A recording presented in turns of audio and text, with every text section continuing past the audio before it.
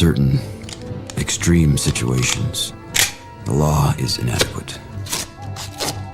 In order to shame its inadequacy, it is necessary to act outside the law, to pursue natural justice. This is not vengeance. Revenge is not a valid motive, it's an emotional response. No, not vengeance. Punishment. Tonight we have a chance to say, yeah, you're right. We're too extreme, we're too wild, we're too out of control, we're too full of our own shit. Or we have a chance to say, hey, fuck you, you're wrong. Fuck you, we're right. Because you have all made it to the dance. Because believe me, this is the dance. Start the show.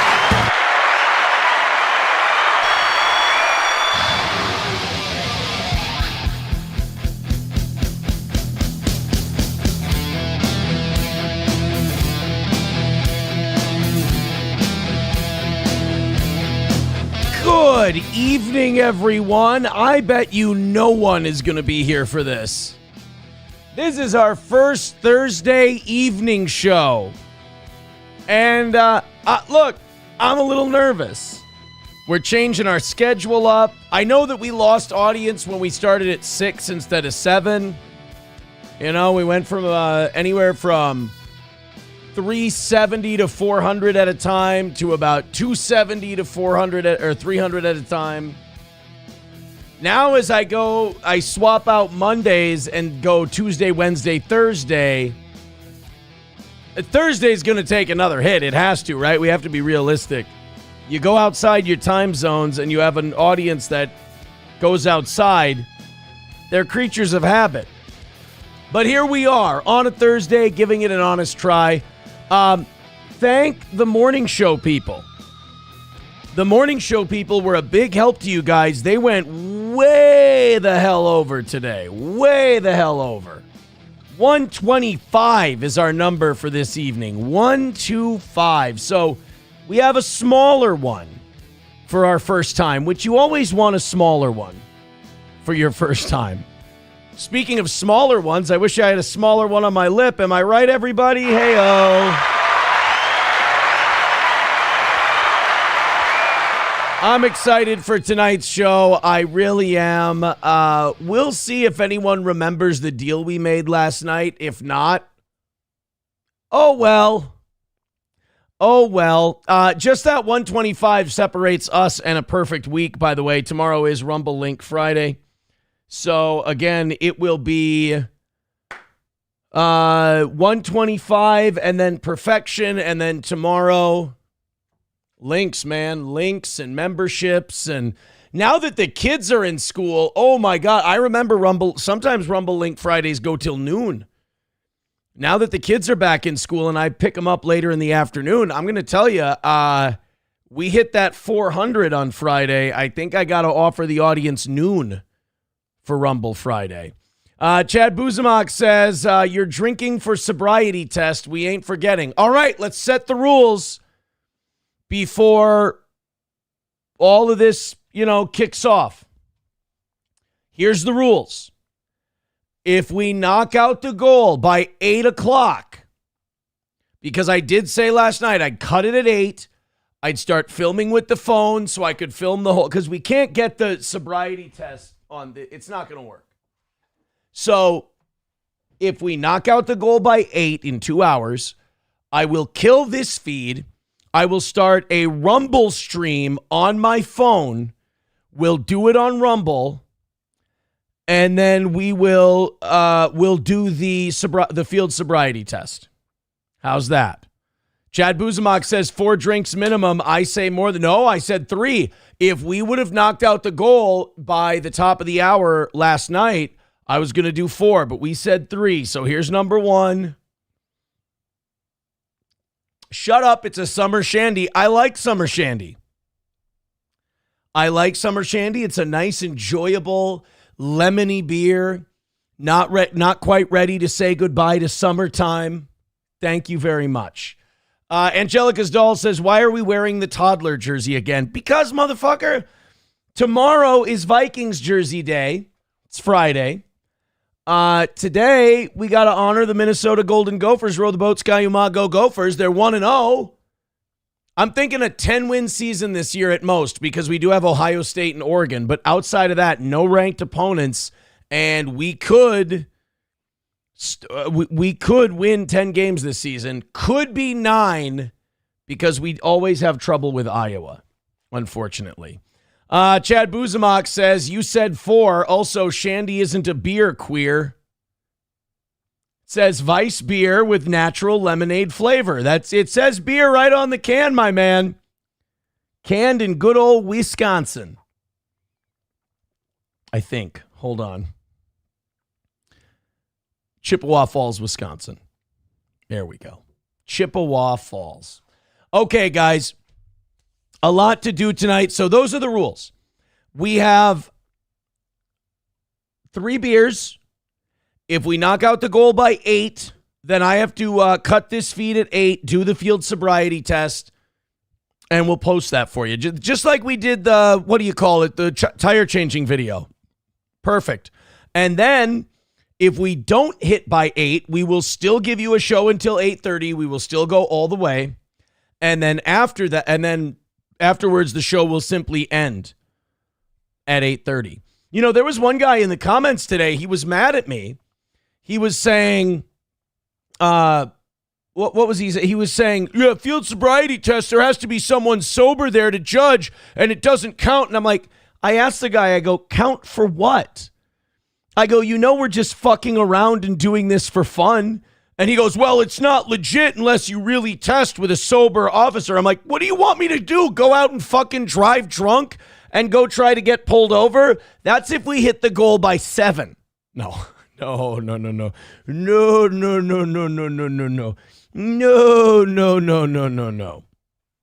But 3 beers was the rule yesterday, and I am going to honor the 3 beers. And again, whether we hit the goal or not, I will honor the 3 beers. But I will do the field sobriety test at 8 o'clock for you on Rumble if we knock it out by 8. There we go. Rusty Grammer says, oh my God, another gay F word taking the internet seriously. What a douchebag. You know, I don't run into him as much anymore because, as we've said, the war is over. I think they all know it now. They're really, really fucking depressed. They're scattered. They're all over the place. They don't know what they're doing. They're disorganized. I really am General MacArthur. I'm William Tecumseh Sherman. I won the war. I burned down Atlanta. And now I don't really, the noise is gone. And it's too bad. I think I went too hard on him. Because I tried not to. I tried not to go hard at all. I just poke. And apparently my pokes are the finger poke of doom, and there was nothing I could do. So I apologize for that. I went too hard. Too hard in the paint, and I made people cry. And that's, I scared them away. That's it. Rabbi Smoothie says, MacArthur was a scumbag. Yeah, what's your point? I feel like I made a pretty apt comparison. I said I was MacArthur. What do we want? But then I saw, I didn't see a clip, but I saw somebody posted it. Rusty, or Chad Busamok says, here William drinks Tecumseh Sherman. You should have said drinks Tecumseh Sherman, because then it would have sounded like Tecumseh, but you could have spelled it that way. God damn it, be better at this. Quit making me fix your jokes to make them funnier. God damn it. William drinks Tecumseh Sherman. It doesn't work the way you did. I should stop getting mad. He was funny. He was right around there. I'm the one getting paid for this shit. I should have expectations on myself, not him. Chef Lou F word says, you burned down Atlanta? Are you Black Lives Matters? That's not okay. That's racist. That is fucking racist, dude. I'm telling you right now, we're not going to take that. This morning, they rallied up. They hit the goal like 2 hours in advance, hour and a half in advance. And you know why they did it? Because of what they're calling the WPH. So a bunch of the audience members get together. They start putting green sirens in the chat. And they go, oh, it's WPH. And I won't even say what that stands for. And as I got to get away from the chat because Numero Uno said something very funny that I'm going to get to, but it distracted me greatly. It was a great line. I completely, wow, he derailed me. He derailed me. He derailed me. He did it. So there they are. See, there's the green lights in the chat, and they say it's the WPH, and they start pouring money at me because I say, I'm not going to acknowledge the WPH unless you pay. And then I'm like, I'm not going to sit here and read these free propaganda things that you're writing. So now I got to figure out something for the WPH bit because I think it should be like Twitch hype trains. If they throw in like $30 in like 3 minutes and they put the sirens in, I should have stories ready to go just in case there's a WPH. It's only fair to them, you know? All right, look. So what I was going to say was the war's over. I've won the war and I just keep depressing the shit out of my enemies. And the issue here is that even Kevin Brennan has started to acknowledge that the toe has won the war.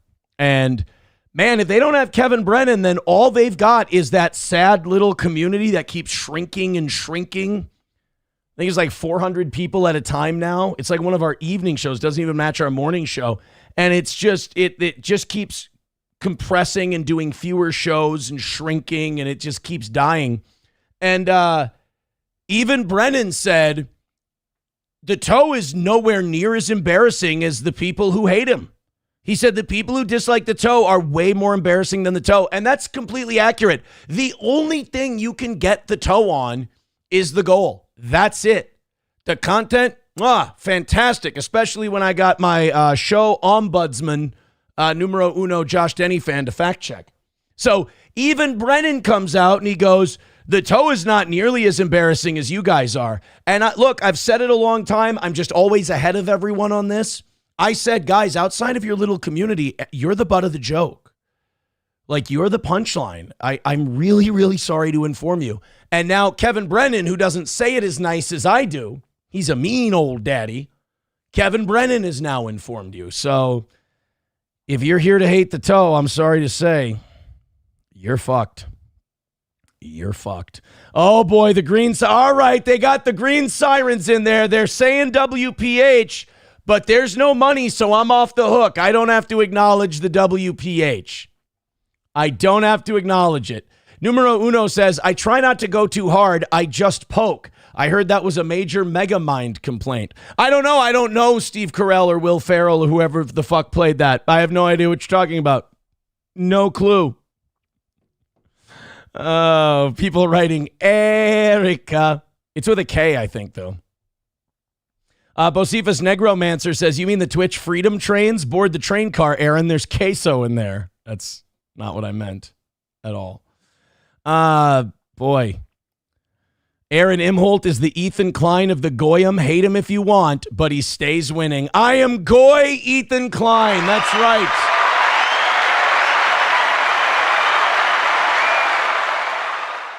I kind of like Numero Uno's idea of becoming the internet's morning show, but we got to talk about the big dogs, you know? I mean, there's all these other people who talk about nobodies.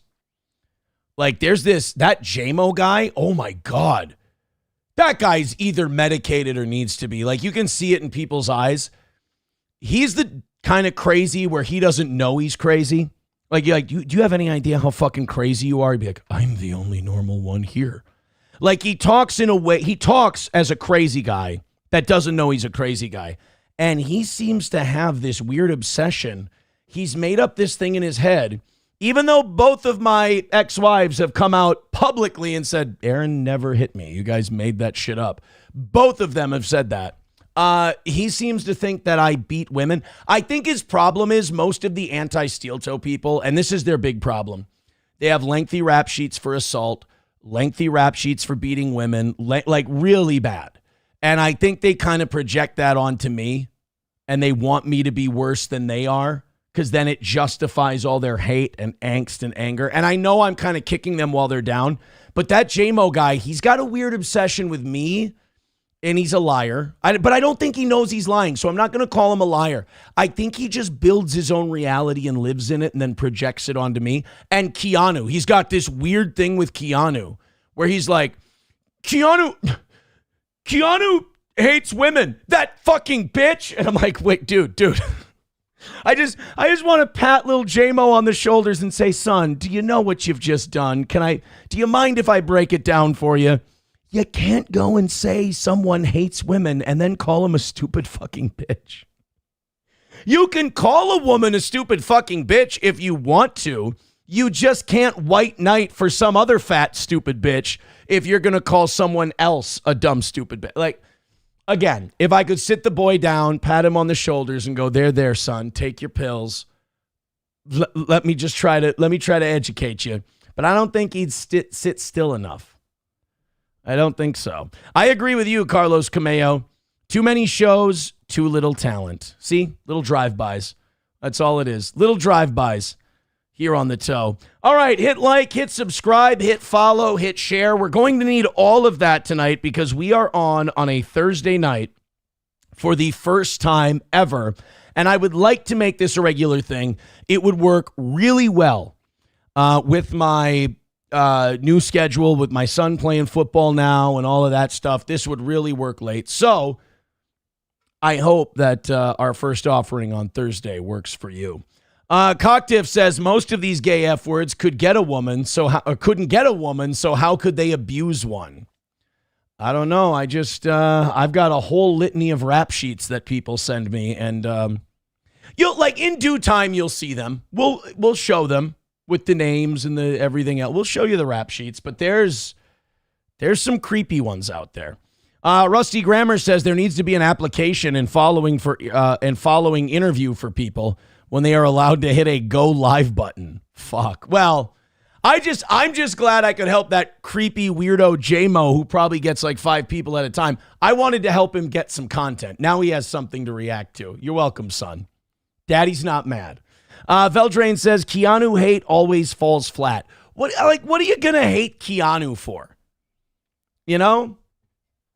What are you going to hate Keanu for? What is, I don't understand. Like, I have more of a reason to hate Keanu than anybody.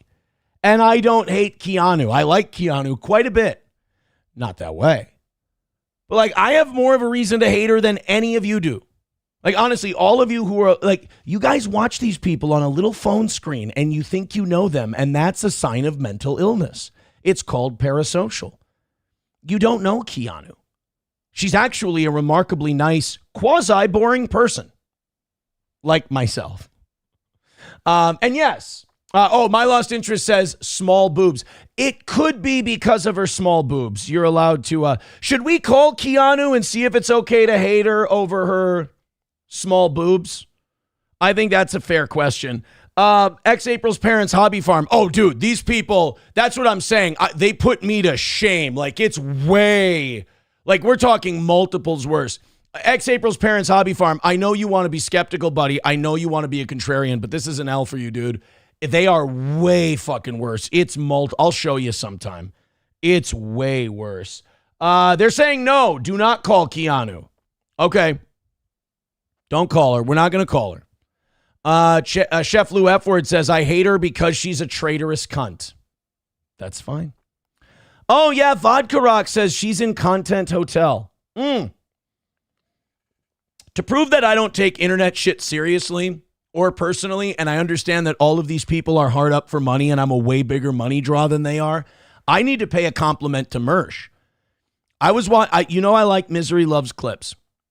And Mersh is the only clip I've been able to watch of his for more than a minute and a half. I love the work Misery Loves clips does.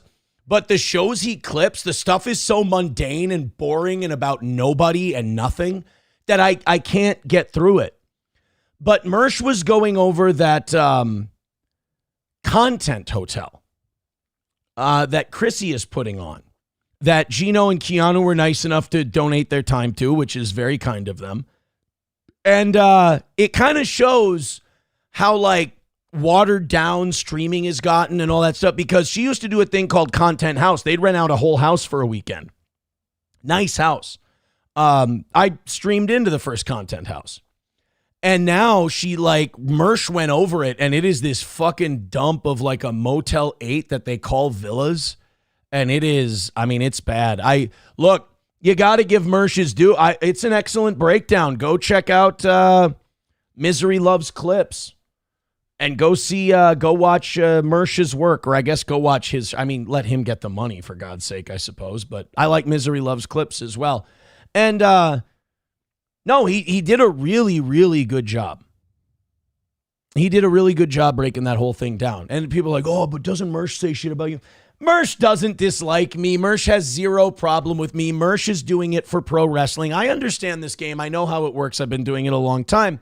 Mersh needs money. Mersh had the car repossessed and the gambling problem and all of that.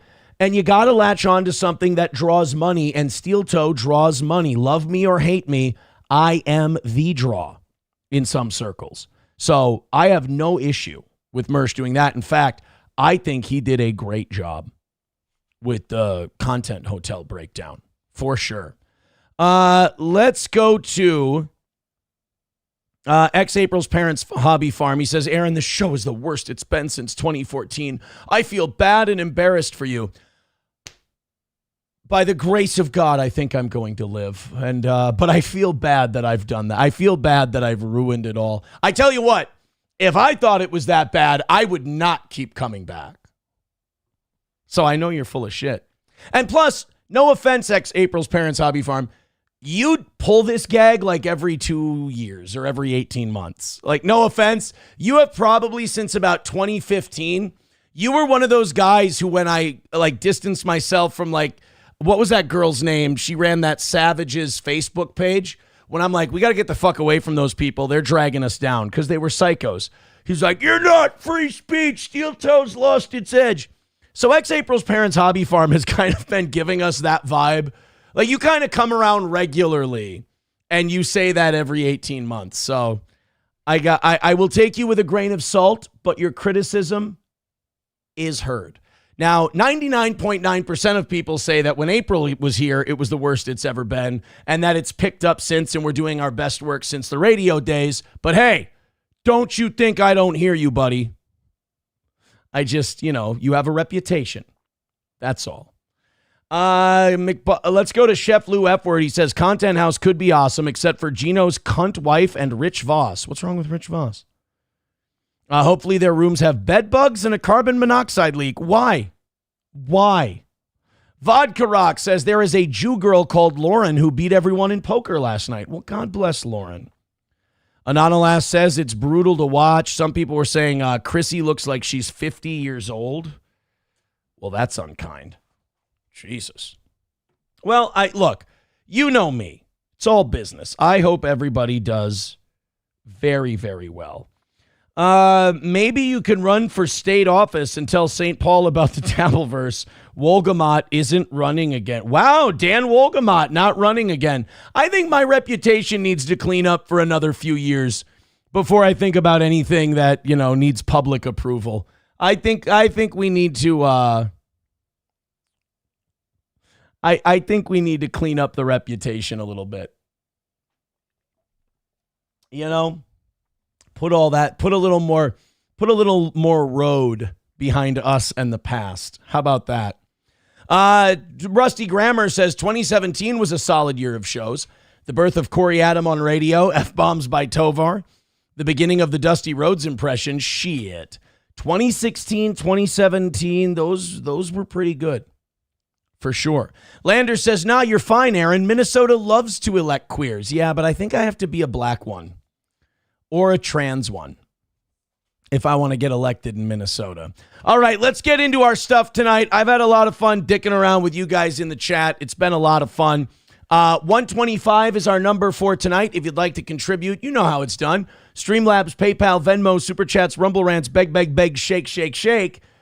We're way ahead for tonight, so hopefully we can capitalize, drop a few in the bucket, and call it a perfect week for the toe. I wanted to do this morning, and we never got to it. So I think this happened in Turkey. It was going on its maiden voyage. So they had built a $1 million luxury yacht. and they were literally pulling it up to shore and launching the thing. I mean, letting it slide down the equipment into the water, maiden voyage, christen the sloop Pookie, the whole thing. And, let's just say they had to call an audible. Here it is.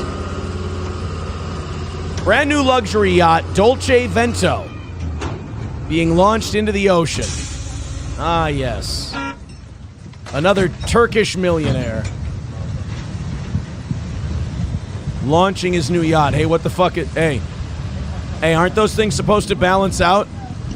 Hey, aren't they supposed... Oh, there it is. It's leveling. Hey! It's leveling out. Isn't that fantastic? Okay. It's, uh-oh. Why is that guy running away? Why is he... Hey, where's everybody going? What the... Hey, what is that? That looks like it's tilting a little bit. Is it supposed to be leaning like that? Is it... Okay, that looks bad. Are you sure that that's normal? Is it... Maybe it's a wave thing. Like maybe it's the motion of the ocean. I hear that's more important than the size of the boat. I get told that all the time. It looks like it's listing way too much. Listing, is that the word that we use in the nautical sense? Yeah, guys, that looks bad. That looks like it's going to tip over. Hey, guys, everybody run to the other side of the... Oh, fuck. Yep. Yeah, you guys, captain goes down with the ship, but everyone else might want to hop off. By the way, do you know these boats don't sink anymore? They just capsize and they float. It's boat technology. Yeah. Rexy, I don't think this one's got the distance. Boy, I tell you. You know, they say America makes the best stuff. I don't know if that's true, but it ain't the Turks. Oh, yeah, why don't you hop in? Yeah, there you go. You'll have a better chance of getting to shore, buddy. So that did not go as planned.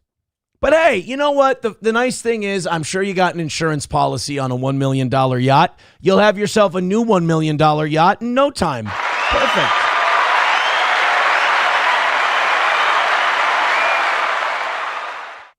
I don't think that's what we yell. I don't, Chef Lou F. Word, I don't think it's helpful to yell out, "Hey, jackass, your dinghy is sinking." I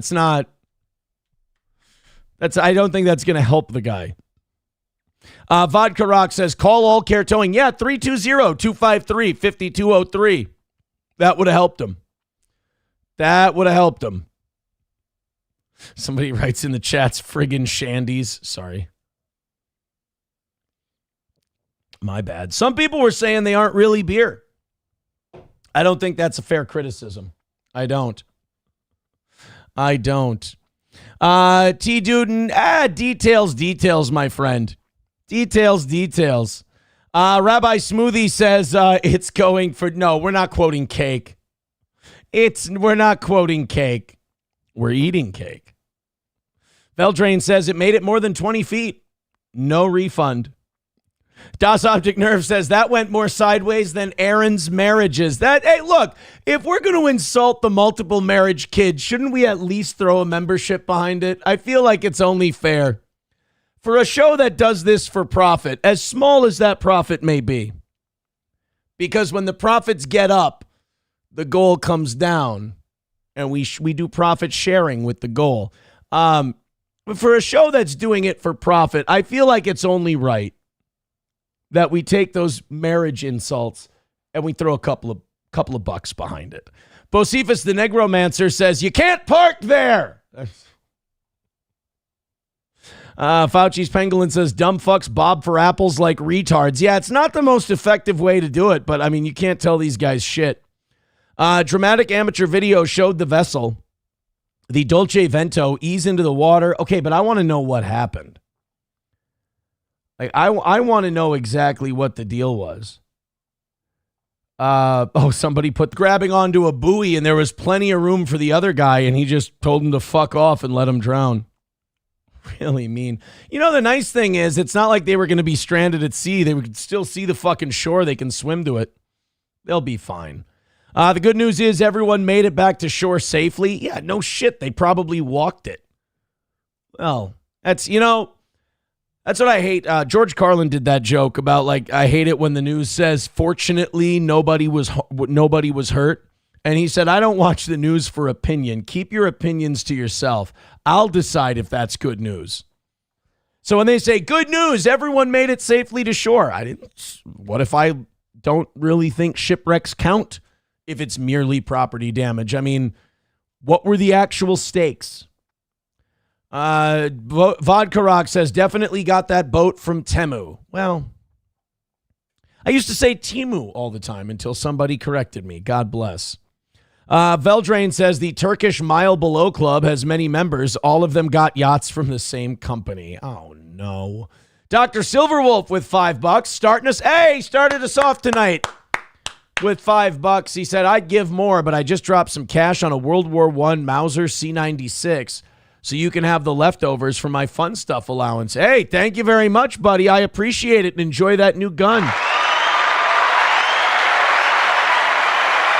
Very nice. Nomo says, breaking news, Marine Life celebrates new luxury reef. God bless. Good for that. Nature deserves it. We should be giving back to nature, quite frankly. Let's continue on tonight. We can quick hitter the shit out of these. Small goal tonight, about 125 away from this evening's goal. If you feel like contributing, it is our first Thursday evening show. I'm not expecting you know what? Restream here says we're over 250, threatening 300. All right, cool. Great. Let's go. I'm done selling you guys short. Go ahead and hit like, hit subscribe, hit follow. We're about to cross 13,600 on YouTube. We're about to hit 4,400 on Rumble. And a shitload of other stuff on all the other things. I can't.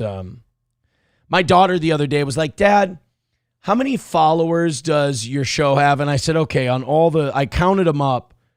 And I was like, okay, 4 and 14, that's 18. Another about 6 on Twitter, that's 24. And then I said 8 on the Facebook page we streamed to, that's 32. I said probably about 30 to 35,000. And it's so cool because they're like, oh my God, that's awesome. I don't have the heart to tell them that I'm a nobody. Like they tell their friends, like, my dad's got 35,000 followers on his show. And I'm like, guys, I don't think you should really be telling kids in your school about Dad's show. They might tell their parents and they'll go, yeah, I remember that fucking guy. Still ain't out of the news. So that's just, I appreciate the promotion. It's very nice. But they think that 35,000 is a shitload. They think they say, how many people listen to your show? And I said, well, between all of them, I said about 40 to 50,000 individual people in a given month, different people. Wow, that's a lot. I don't have the heart to tell him that Ethan Klein gets that the second he hits go live. So I'm like, yeah, no, your dad's the shit. He's amazing. He's not trying to scrape together to knock out 125 on a Thursday night. Your dad rules. Chad Buzamok says those kids know. Well, a lot of them know. A lot of them know. That's for sure. Oh, no. Chef Lou F-Word says, too bad Keanu wasn't locked in the boat's shitter. That's not very nice. That's not nice. You need me more, says drink, Aaron. I don't have to drink. They got to knock this out by 8 o'clock for me to do the field sobriety test. So I'm safe. I'm looking good. We've got one super chat. I'm looking like I'm going to skate on this whole field sobriety test thing. Thank you very much. Let's go to Florida for the next. I've already got hiccups. This is how much of a lightweight I am. I am a little more than half a beer down, and I already have hiccups. This is, for those of you who are like, oh, 3 beers for a field sobriety test. Oh, you realize how fucking gay that is and blah, blah, blah. It's like, well, okay, you can say that if you want to, but like, you don't know me. And once I get to the bottom of that second one, I'm probably going to be able to fail a field sobriety test. So don't sit there and be like, only 3. I'm still trying to figure out how I'm going to get through the second one. So don't sell my lack of alcohol tolerance short. All right, let's go to Florida, where I've never been pulled over for an open container, but I assume like, I know I was coming home from the lake once and I was picking up cans. You know, sometimes people leave cans out in the yard. And I was picking up cans and I was throwing them away. And I had put an empty in my pocket because I was picking up more. And I forgot the empty one in my pocket when I went to the car to go home. So I took the empty one and I put it in the cup holder in the passenger side door. But I'm pretty sure if I would have got pulled over and they would have saw the empty in the passenger side door, I can still get pulled over for an open container. I'm almost positive. But it's this guy in Florida, I don't think this was an accident picking up garbage. Tim Finman with $5 says, from one scaping by dad to another, you are the shit. Oh, I appreciate that, buddy. That's very nice to hear. Thank you for the $5 or 120 away from today. Thank you very much. Veldrain says we can measure the level of intoxication by how increasingly effeminate Aaron's mannerisms become. I'd like to fight you on that, but he's right. This is Lee County, Florida. Let's see how they're doing there. Breaking news right now, 4 impaired drivers have been arrested this Labor Day weekend. One person was arrested after being pulled over for doing 85 miles per hour on US 41. That's not bad, is it? A U.S. highway, you're doing 80. What's the speed limit on a U.S. highway? Like here, like if you go on 94, it's 70.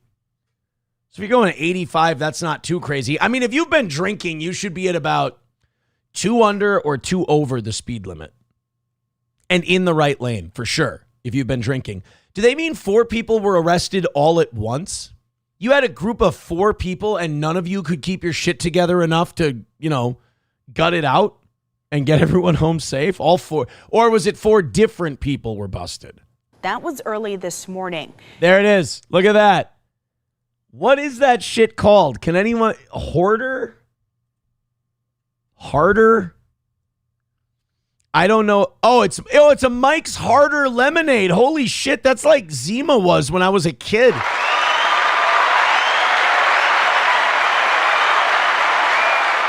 The first time I went to Las Vegas when I was 21, I went with my girlfriend at the time. Her name was Laura.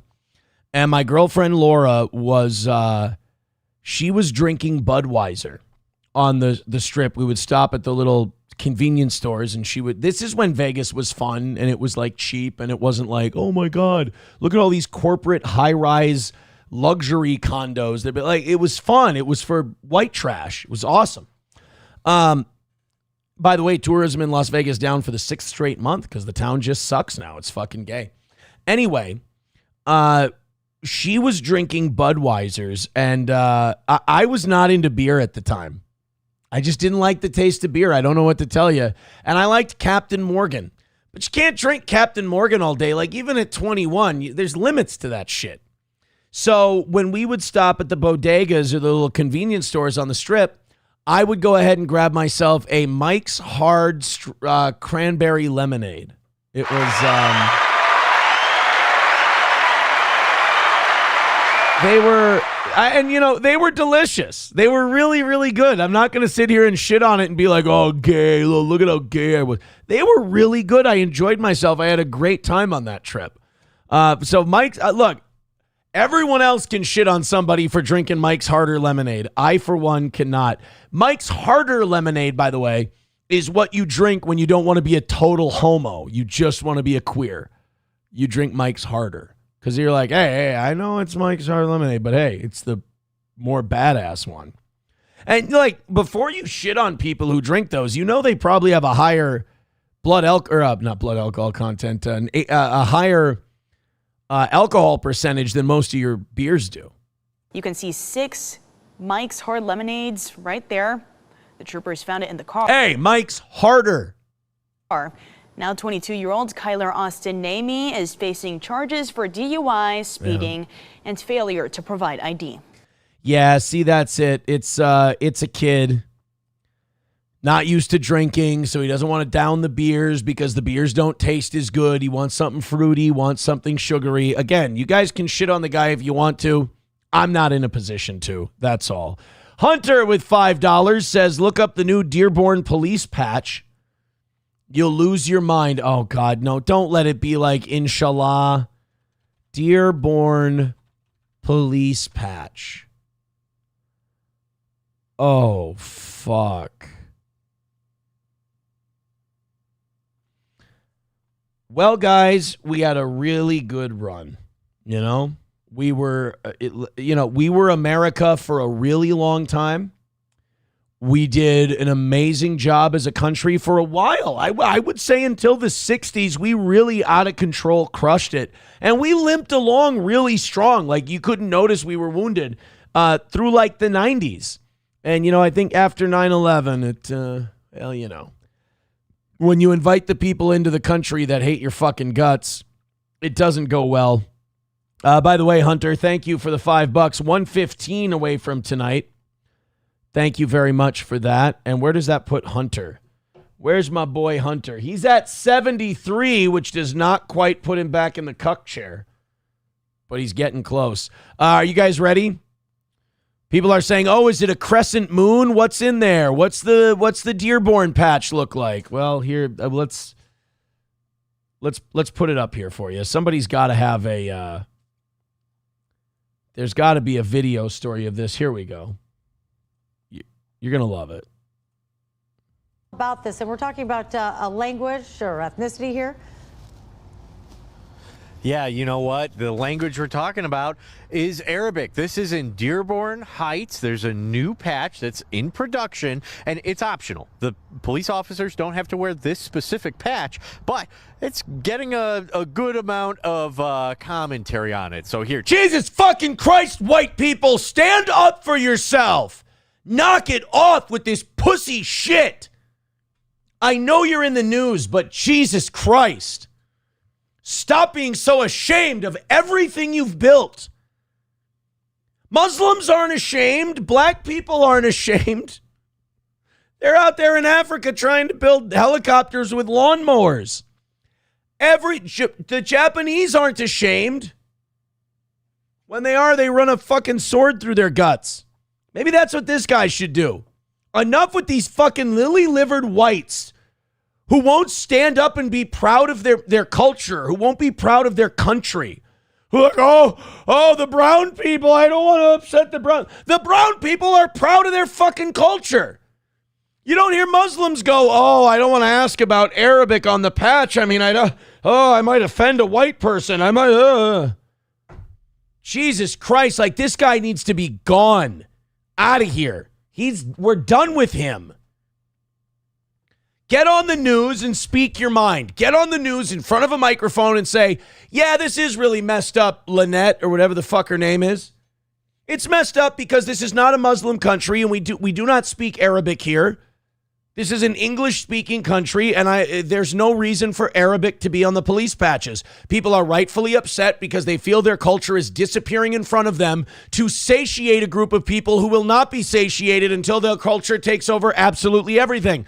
Maybe we should put Muslims in check, and as their neighbors and as their friends, inform them that your shit ain't going to fly here in public. You want to go home, you want to pray to Allah, you want to go towards Mecca and kneel down.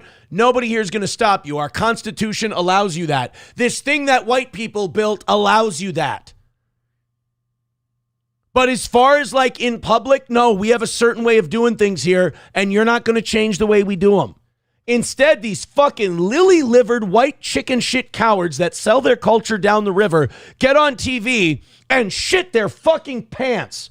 Well, it's Arabic and, some people are, let me find the right word so that nobody gets upset. And, it is causing some You're fired. Get out. Just leave. Take a look at it. You can see it right there. It was designed by a Dearborn Heights police officer. The whole idea, unity and diversity, right? Unity and diversity. They would never fucking do that for you. Ever.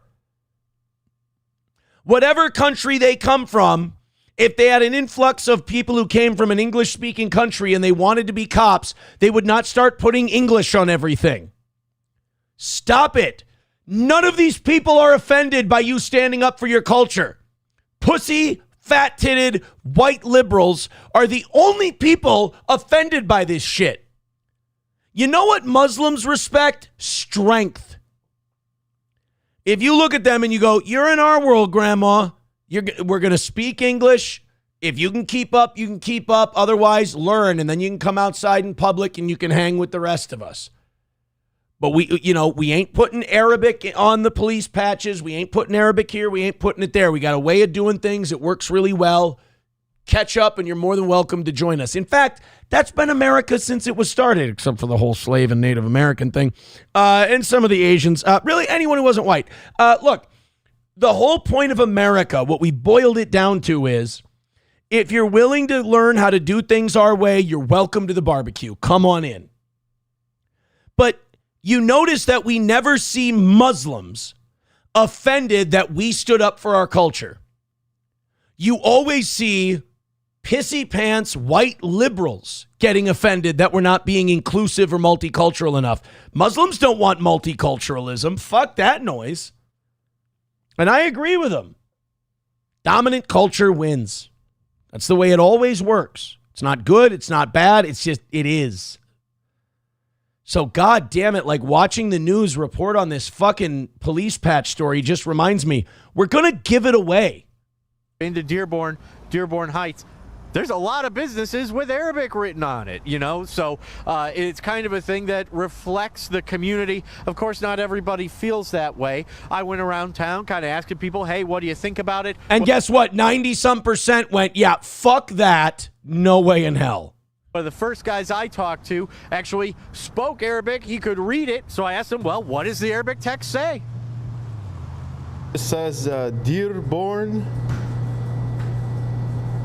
Hatis. Dearborn Hatis Shortak.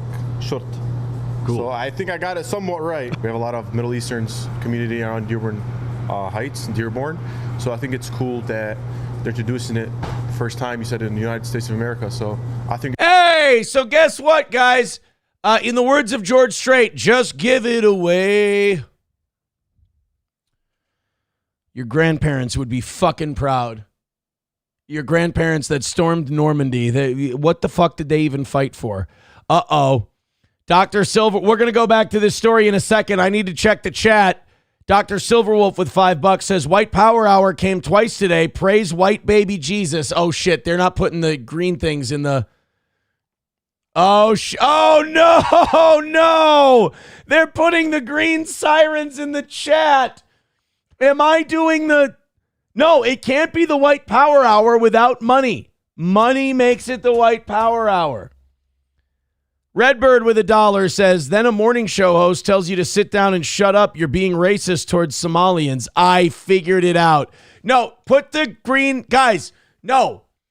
Put those away. No, put the green sirens away. We don't need to, there's no need to put the green sirens in the chat. We don't, it's not White Power Hour. There's no, oh God.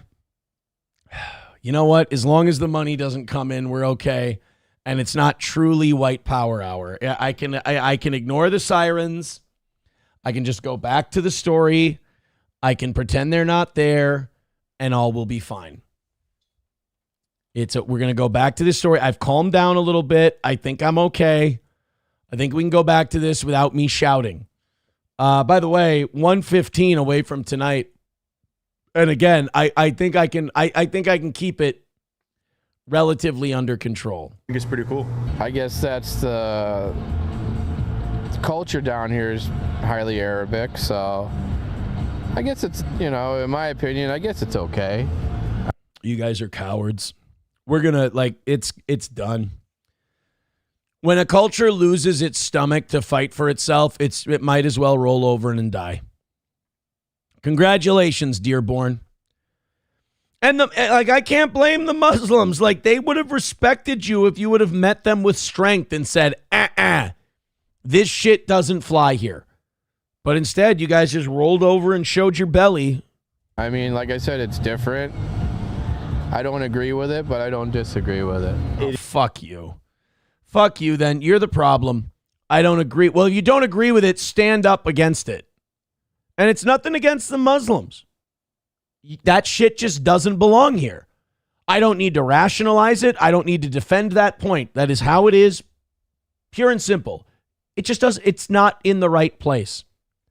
If you're playing ping pong and somebody throws a basketball on the table, We don't hate basketball for saying get the fuck out of here with the basketball. We're playing ping pong with our ding dong.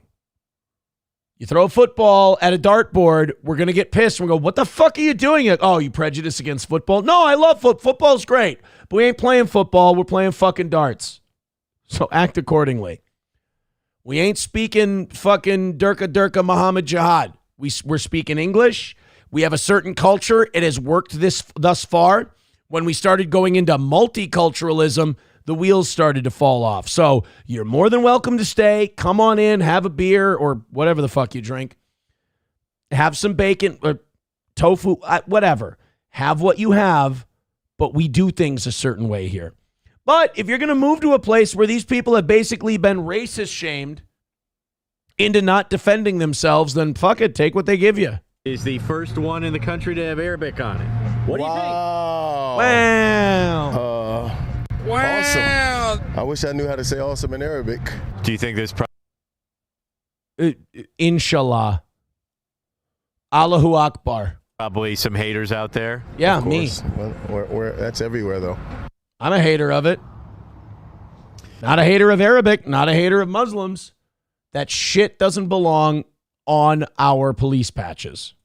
And especially on the internet. We posted this on our Fox 2 Facebook page and our socials. And oh, fuck you on the internet. I bet you talked to a shitload of people that said really, for you, fucked up things about that patch, and you will not air it. really, the conversation blew up online with over 3,000 comments. Some of those more on the opposed side. You're in America. English is the language. In America, we speak and read English first. Official language is English. This has no place in America. There is nothing hateful about that. There is nothing racist about that. There is nothing white power hour about that. That is fair. There is nothing wrong with that person saying that. And he's 100% right. People didn't seem quite, they didn't feel comfortable saying that on camera, but on the internet. Right, they didn't feel comfortable saying it on camera because people like you have called them names and shamed them and probably called their work because they have that opinion. Internet. They were sounding off. So it's definitely something where there's a big debate about it. But coward. As I said before, it is optional for these officers to wear them. So let us know what. I don't give a shit. It shouldn't be an option. Also, you're trying to build a team as law enforcement. You all wear the same badge. Oh, man. Oh, man. You Need Me More with $1 says WPH is real. Deal. No, the WPH did not happen. The WPH did not happen because there was hardly any money with it. We've got Redbird with $1 says you definitely played a role in the invasion of St. Cloud. I led the boats. I led the boats. I know, guys, I see all the green sirens, but I am happy to say there was no white power hour. There was no WPH. If there's no money behind it, it ain't a WPH. So I'm really glad we got to keep the hate away from this story. Vodka Rock says Sharia law next. I don't know. I don't know if that's what's next. I do know that it will get there eventually. Like there are some communities in Europe and there are some communities in, I think some parts of the United States where it's not codified into law, but they do have like little community run like Sharia courts. It is a thing in some of these places. Oh my God, this story is going to be fantastic. We'll get there. We'll get there. Thank you very much to Daniel for sending me this one. It says Aaron's favorite new hangout. We'll get to it. We'll get to it in a little while. $1 from Veldrain says Dearborn SWAT spotted outside an all-girls school. You boot goofing. Right? 1:15 away from tonight's goal. It is our last goal of the week, so knock it out for us, and we'll call it another win for the toe. They told me to go to the Dearborn Police Department page. They said that it's looking pretty fucking wild. Where is the, let's see the, oh God, 10.3 thousand comment. Oh, that's not their post. Dearborn Police Department, 8 men charged smuggling high-end vehicles. But are the comments still... oh, no, that's not it. Let's find the actual patch. Where's the... Did they not... Oh, did they take down... They didn't take down the patch, did they? Come on, show us the new patch. Celebrating our shift heroes. Yeah, August 25th, August 11th. I don't see it, boys and girls.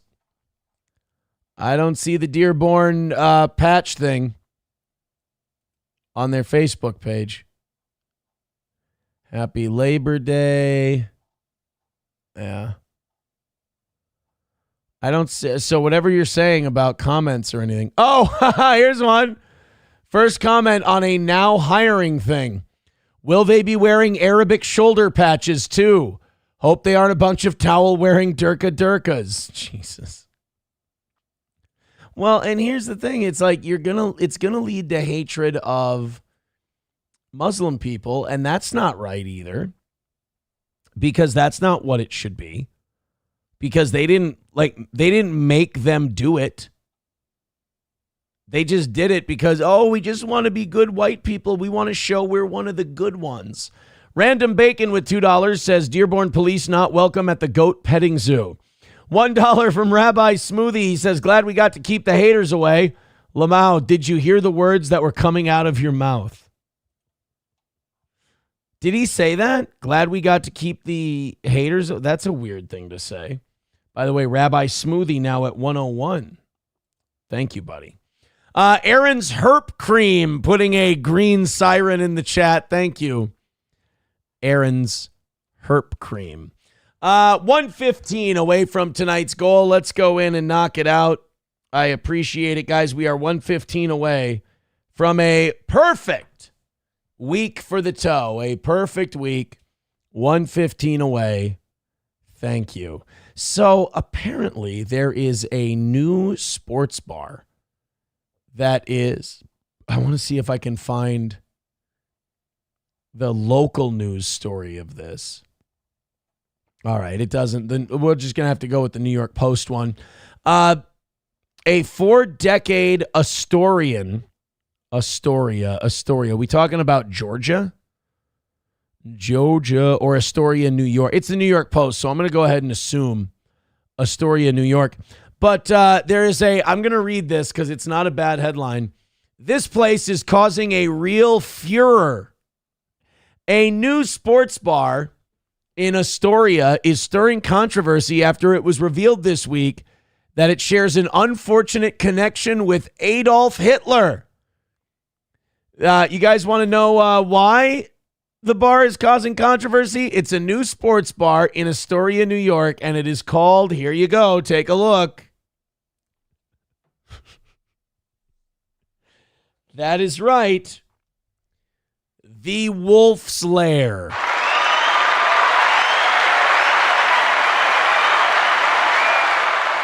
Now, I don't know if you guys are big history buffs, but the Wolf's Lair was Adolf Hitler's Eastern European headquarters that he had up in the mountains.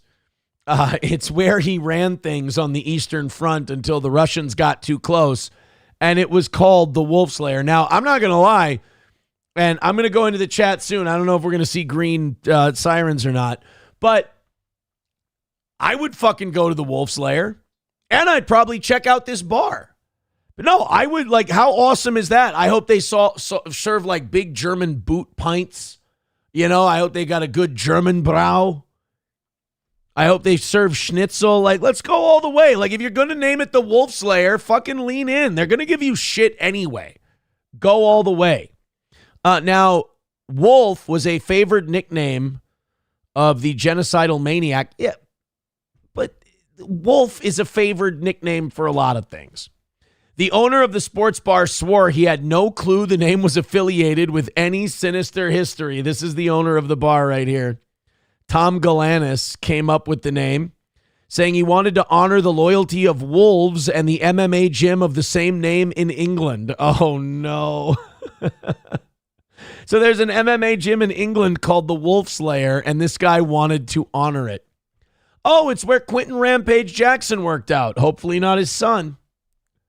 The owner said, quote, "It's not like it's Auschwitz. I don't even drive a German car." Bravo, dude.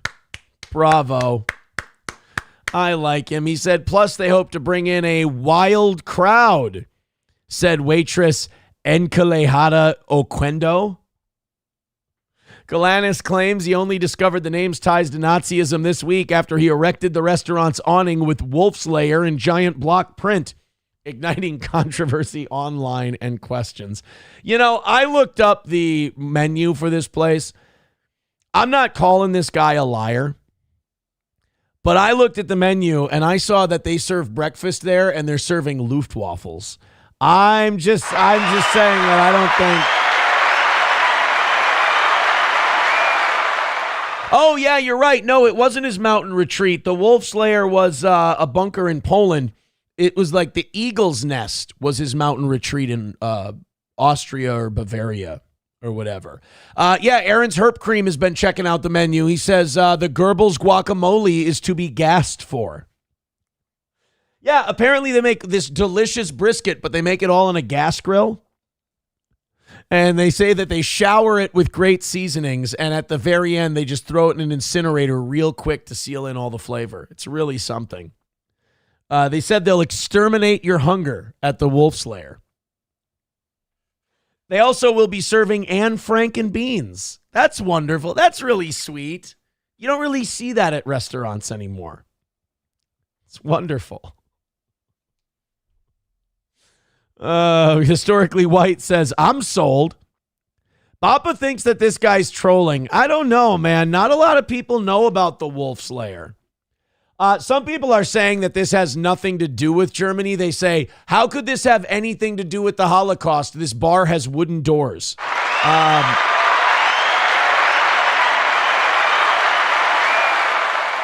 So, you know how some menus label their food like burgers, like seafood. They don't call it seafood. They call it Kriegsmarine specials. And I think that's fun. I think that's great. They also, they only serve white gravy. I don't understand that. And also, they call it Wehrmashed potatoes. They have a little German like mountain ski they give you with 6 shots on it. They call it the Blitzkrieg. Who knew? They have a delicious brisket. They call it the Zyklon brisket. Who would have thought? It's served to you by a Kennedy. It's really great. Veldrain says, check out the loaded Mein Fuhrer fries. Oh, I'm sure those are really good. Really, really good. Rabbi Smoothie with $1 says, I'll repost. Aaron, glad we got to keep the hate away. Me, did you hear the words coming out of your mouth? Boozmock posted it for you. Oh, well, we'll check it out here in just a little bit. Oh, we got enough ones to knock the goal down to 110. Keep it up. Looks like I'm not going to have to do the field sobriety test tonight. That's the good news. The bad news is I'm definitely going to have to beg for that goal. We are $15 in the first hour of the show. But you know what you can do? Streamlabs, PayPal, Venmo, Super Chats, and Rumble Rants. Knock that sumbitch down, baby. The shower room is invite only. Vodka Rock says they do a burger called the Hindenburger. I love that.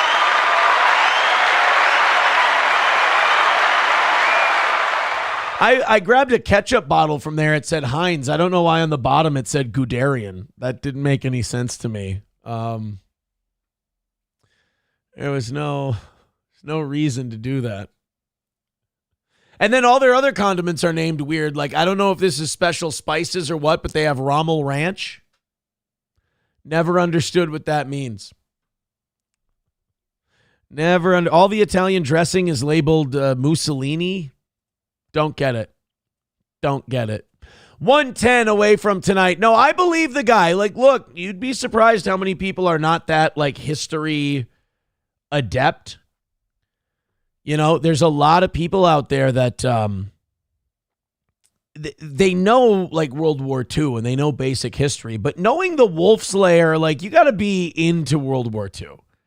You know, you got to be into the lore and, you know, the documentaries and all that shit to know what the Wolf's Lair is. I mean, I'm super into it, and I confuse the Eagle's Nest and the Wolf's Lair, you know?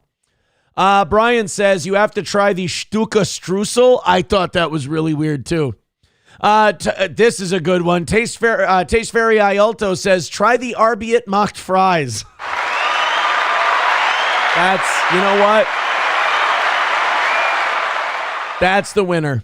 That's the winner so far. You know what? Streamlabs, PayPal, Venmo, Super Chats, Rumble Rants, if you got any more of them, if you think they're good, get it. $2 from Dan Vicious says, formerly the Red Rooster. All right, let's see what this is. Madison woman honors late wife, plans to open city's first woman-centered sports bar. Why? Did you make a bet with a friend that you could open the bar that closes the fastest? I don't understand why you would open a sports bar that was just for women. We're going to move on to this one, but I'm willing to take the Super Chats and the Rumble Rants and the gifted memberships on the Wolf's Lair. Cheers to number 2. We have to hit the goal by 8 for me to do the field sobriety test and the 3 beers. So I think I'm going to be pretty safe on that one. However, no, it's not my self-proclaimed white power hour, Chad Buzamok. Chad Buzamok says, clip as requested by Aaron Imholt during his self-proclaimed white power hour segment of the show. Let's see. Jesus fucking Christ, white people, stand up for yourself.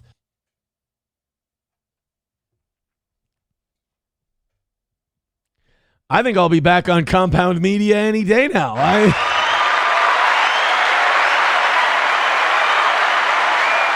Rumor has it Anthony doesn't have that expensive girlfriend to pay for anymore. She might have aged out of the program, so maybe there's a little something extra in the budget for me to make my comeback. I'm just kidding. Although some guy is going around online. He's like, Anthony broke up with his girl. And it's like, who gives a shit? Like, how does it affect you? Whether he is or he isn't, who fucking cares? I mean, to go around and like dig for shit like that. Although it is kind of funny when they get it wrong. I do enjoy that. I have some personal experience with that when they like want something to be true so bad and then they fuck it up and get it wrong and you get to laugh at them. That's kind of fun. All right, let's go ahead and look at the embarrassment that is an all-women's sports bar. I think somebody else tried this in like Oregon or Seattle or somewhere like that, and it fucking bombed. I think it's closed already. It closed like in 9 months. Hey. Come on. We want to hear about your A Madison woman bar. is opening a first of its kind here in the capital city. Stephen B. Smith. A woman-centered sports bar. New at 5, Chloe Morrissey speaks with the owner about how she plans on transforming an old East Side bar. I opened this up because we're putting TVs in the open spaces on the walls that you see. Right now. That's good. I want to sit in a chair at a table, and I want to have a TV right next to my fucking face. That is great design. You ever been to a sports bar? You've got huge TVs in like a centrally located area that like everyone's a decent distance away from, but it's a huge fucking TV and everyone can see it clearly. And then around the rest of the bar, you look up a little bit and you see TVs off in the distance. There's no sports bar where there's a TV right in your fucking eyeballs. Now it's just empty. And I will say this, I'm going to be overcritical of this because I think it's a stupid fucking idea and I'm sexist and I want it to fail. Walls, tables, and division. Thursday night, there'll be blues here. But soon, the former site. The fuck are you doing? I have watched enough Kitchen Nightmares to know that this is retarded. We're going to open a women's sports bar. Okay, cool. So you got to like have sports themed stuff and sports themed trivia nights on the weeknights so people come out and, you know, big promotions and specials for big games. And Tuesday is jazz and blues night. It's like, just say you're black and you want to do black shit at your bar and you have no rhyme or reason to what the fuck you're doing. Red Rooster. I've got a great idea for a black sports bar, single dad night. I like that one. If you have kids but you'd rather be somewhere drinking, the Red Rooster. We ain't gonna tell nobody. That rooster is fucking blind, G. Is turning into a sports bar, and not just any old sports bar in Madison. This will be the first women's viewing sports bar. Called Burnell's, after Rita's wife. I get emotional to do this in Burnell's name. Burnell Hooker, it's her legacy. Burnell passed away last year. You know what Burnell would have wanted? Burnell would have wanted you to open a sports bar that's going to work. One of two things is going to happen. Either she's going to open a women's sports bar where they only play women's sports and then nobody's going to show up, including women. Or you're going to have a sports bar that's geared towards women and then a bunch of horny dudes are going to show up. A pioneer in women's sports and a champion for athletes across the state. Burnell Hooker is the founder of the Milwaukee Aces. When I was thinking about her legacy, the mask didn't work. I thought I should make it happen. I should just continue this dream that she had and make this happen. Rita found no one else was making this happen. She's tried to have women's sports turned on in other bars in Madison. And what happened? And Madison's a liberal city. I tried to have women's sports turned on in other bars and they just laugh at me and they think I'm kidding and they don't even change the station. Right. In the business, that's what we call a hint and market research. They give me all kinds of excuses. If they turn one channel, they got to turn them all. Or no, here's the excuse they give you. Ma'am, we need people to stay here and watch sports. Right, I want you to turn on the basketball game. Oh, why are I thought the finals were already over. I thought that it was I thought it was all done with. I thought Oklahoma City was oh no, there's an Indiana Fever game. Yeah, cute blonde chick's playing, right? No, she injured her knee. I was just kidding. I don't give a fuck. No, we're going to keep the baseball game on, thanks. We want people to buy drinks. Most people aren't here to watch that. They're here to watch baseball or whatever was on TV at the time. Real sports, where people can reach the rim. Rita's financial backer had to back out, leaving her to raise the $20,000 on her own. You need so much more than... Yeah, this is done. Do you know how much capital you need to start and run a bar? Because you need to run marketing. You need to let people know you're out there. I've had numerous friends who own bars. Some who still do, some who used to. 2 years. That's what they say. You need enough money for 2 years of operating costs because you're going to lose money for 2 years running a bar. You have to be able to, you can't be focused on money right away because then you're going to penny pinch, you're going to fuck it up. You have to focus on putting on a great bar the first 2 years that people want to come to. You've got to eat it. You got to take a loss. You got to have investors. 20 grand? Honestly, at a bar, what'll 20 grand get you? A couple of weeks? You got a couple of weeks worth of revenue to open this bar. Because you got to think about it. You got to buy food. You got to run the freezers and the coolers. And you got to run the taps. And you got to pay employees and, cleaning and electronic, all that shit. All the TVs that you have to buy. 20 grand, that ain't going to get it done. To cover operating costs. If I don't, then this isn't going to happen. But Rita has faith she will get across the finish line. Wait, so you haven't even been able to start this shit yet? So not only are you trying really hard and fighting like hell to open a women's sports bar, but you don't even have the money yet to do it. Yeah, this is fucked. This might not fail because it might not ever actually happen. It's about building a legacy, about creating something for women, for young girls. You have 20 grand to remember your wife. Build her a fucking mausoleum. Build her something cool. Do not build a bar that they're going to close because then you're going to get fucking depressed and you're going to feel like a failure after it doesn't work. I'm looking out for you. I want to be the person to do that. And most importantly, I want to say to her, I did this, Burnell. I did it. So, yep. In Madison, I'm Chloe Morrissey.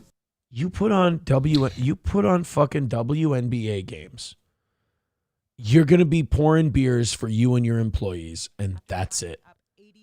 Like, it ain't going to work, Jack. I'm sorry. I don't know what else to tell you. Random Bacon with $5 says they could have custom toys made for WNBA night. Imagine the press if someone threw a red rooster during the game. Oh, you can have a cock. Redbird with $1 says money laundering. That's a good way to honor your partner. That's profitable. Veldrain with $1 says number one rule of capitalism: if it doesn't exist, it means there is no demand for it. Bingo. Bingo.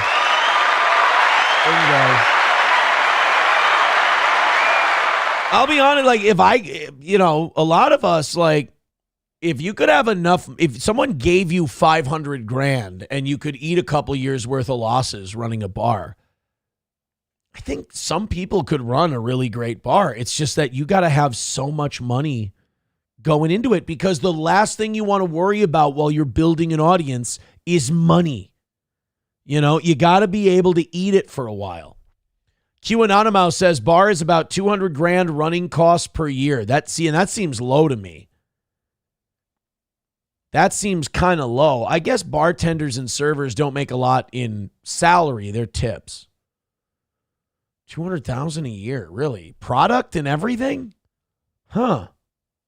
That's, for some reason, that's less than I thought. So, 2 years of operating costs. You need $400,000 to start a bar right. For sure. Every Thursday is Green Dildo Night. Red Fox Mad says Steel Toe should team up with someone to open a bar. Look, man, like I said, I'm probably delusional, but I think if the money was there, I think I could run a decent bar.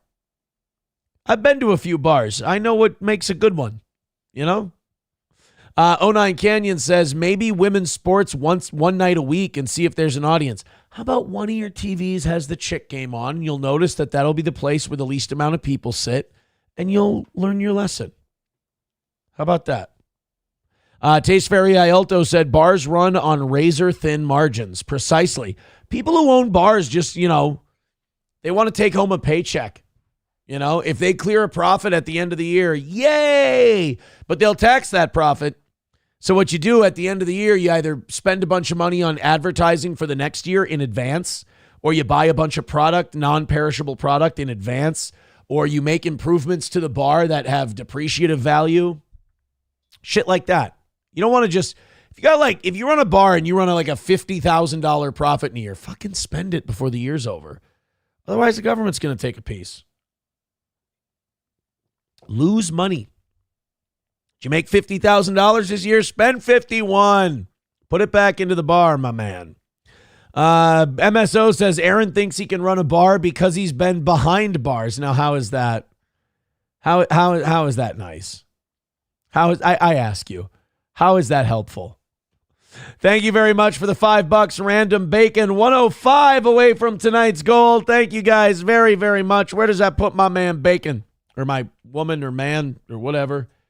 72, I'm sorry, for old Random Bacon. Thank you, guys. Thank you so much. Halada Vagina says Aaron would run a great gay bar. Why does it have to be gay? There's no reason that it has to be gay. Riding Dirty Llama says, come on, throw donos at this monkey. We want to see him dance the sobriety test live. I got 45 minutes.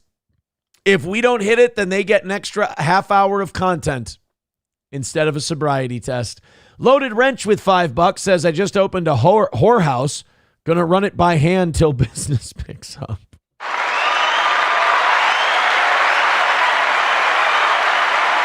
Very good. Very good. 105 away from tonight. Thank you, guys. 71 gifted memberships away from 400 over there on Rumble. Thank you. I'm not trying to put my mouth on trouble. It's not the name of a dick. I'm not trying to jinx it, but I think this first little Rumble Friday,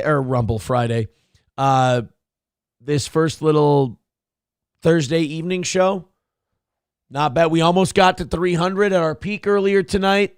I kind of thought that we'd be under 200. I really did. I thought it was because we're not usually on Thursdays, so I thought it would be kind of brutal. But when I saw us at 270 at one point, I was like, fucking hell, you know what? It's a little down. But for a Thursday, that's okie doke. So Tuesday, Wednesday, Thursday from now on for the evening shows. My son's playing football now. He, I want to be there for that. And also Monday Night Football. I know we got Thursday Night Football, but that'll be fine. Bacon, random bacon with $10 says, if I died, my ex decided to waste what I left on a bar, I'd come back and haunt them forever. The Steel Toe Bar and Grill. Come for the 40 local beers on tap. Stay for the Herp. I'm not going to give people Herp at my bar. I'm not going to do that. Not doing it. Thank you very much for the $10 random bacon. That puts you at 82. You're almost back in the cuck chair where everyone aspires to be. Rabbi Smoothie says he plays football once a week. Yeah, he's 8, so we didn't put him in like the helmets and tackles and shit. There's a municipal or city like flag football league that goes for like 6 weeks. And we thought that would be a good way to get him started to see if he likes it. Because he likes playing backyard football. And I didn't start playing football till I was like in 7th grade. Like real football. I was in a couple of flag football leagues. But I figure he can get started early. See if he likes it. I liked playing football, man. And I was a left tackle, a center, and a defensive end. I liked all of it. I just didn't like the running. Like in practice. I didn't like the conditioning in practice. I didn't like any of that shit. Sometimes I liked being a center because everyone lined up off of you. So you got to double somebody or pick up a blitz or something like that. I didn't mind that. I liked pull blocking too. So my favorite position, probably center. And especially when you're younger, like a lot of it's run blocking. So a lot of it was just pushing one of the defensive tackles along with the guard to create a hole. So didn't mind it. I was center was probably my favorite position. Thank you guys very much. That puts us an even hundo away from tonight's goal. I appreciate your generosity. Thank you very much. Keep it going. You guys are the absolute best. So holy shit, Wolf's Lair, female sports bar. God. Really, we got the Dearborn Arabic police patch story. We've been controversial as all hell today.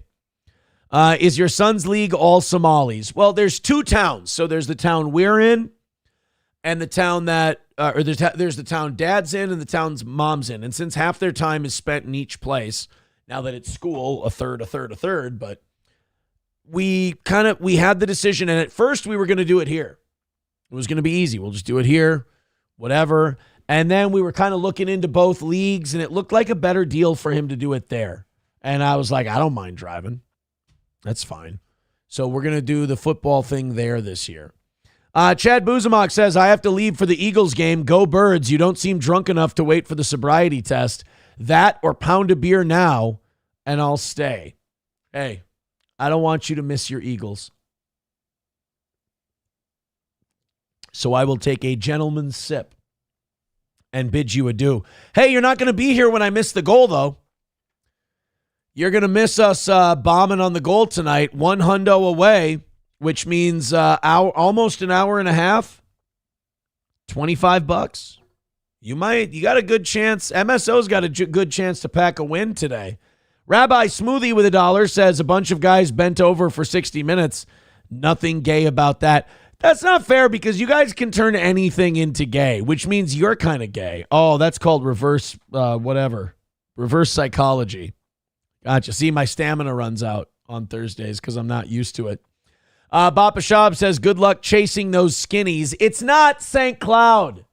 So there's not going to be skinnies. I mean, now he's got me saying skinnies. Do not light up those green lights. I accidentally said that because he said that. Besides, we're going to RFK Jr., and I feel like he's at least part Jewish. This is RFK Jr. was on Capitol Hill today.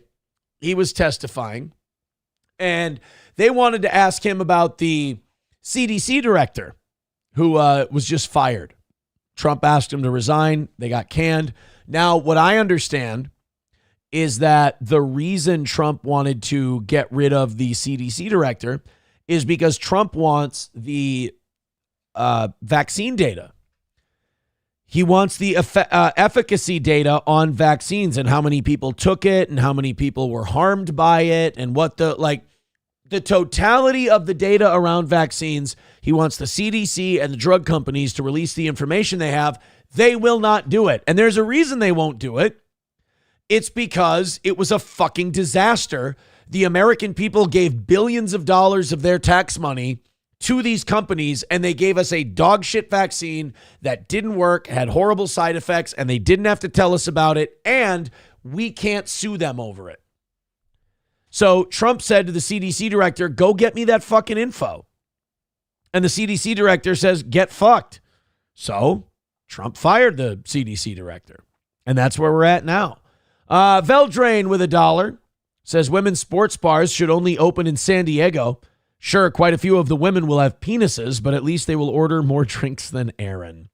Dan Vicious with $1 says Boys to Men just sang the anthem or something in Philly. Well, that's actually kind of nice. Miss Tay gifting 5 memberships. Thank you, Miss Tay. I have sworn on the altar of God, total resistance against every form of tyranny, against the mind of men. She's done that 3 times this week, so I believe that puts her at 75, but she gave the first 25 to someone else. So I have Tay at 50. If I missed something, I think she dropped a 10 in at one point too. So I think Tay's at 60. Still wouldn't be good enough for the cuck chair if she kept her 25. You guys have been rocking this week. Thank you. Thank you, Miss Tay, for the 5 gifted memberships. That now puts us 75 away from tonight and 66 gifted memberships away from 400. That'll be interesting. Tomorrow for the Rumble Link Friday. I'm going to say if we're still at 66 tomorrow morning, we'll probably be around 70 because they expire overnight. They'll probably be around 70. If you guys get to, let me do some quick math here. If you guys get it to 15, I'll gift the last 15 tomorrow morning for that.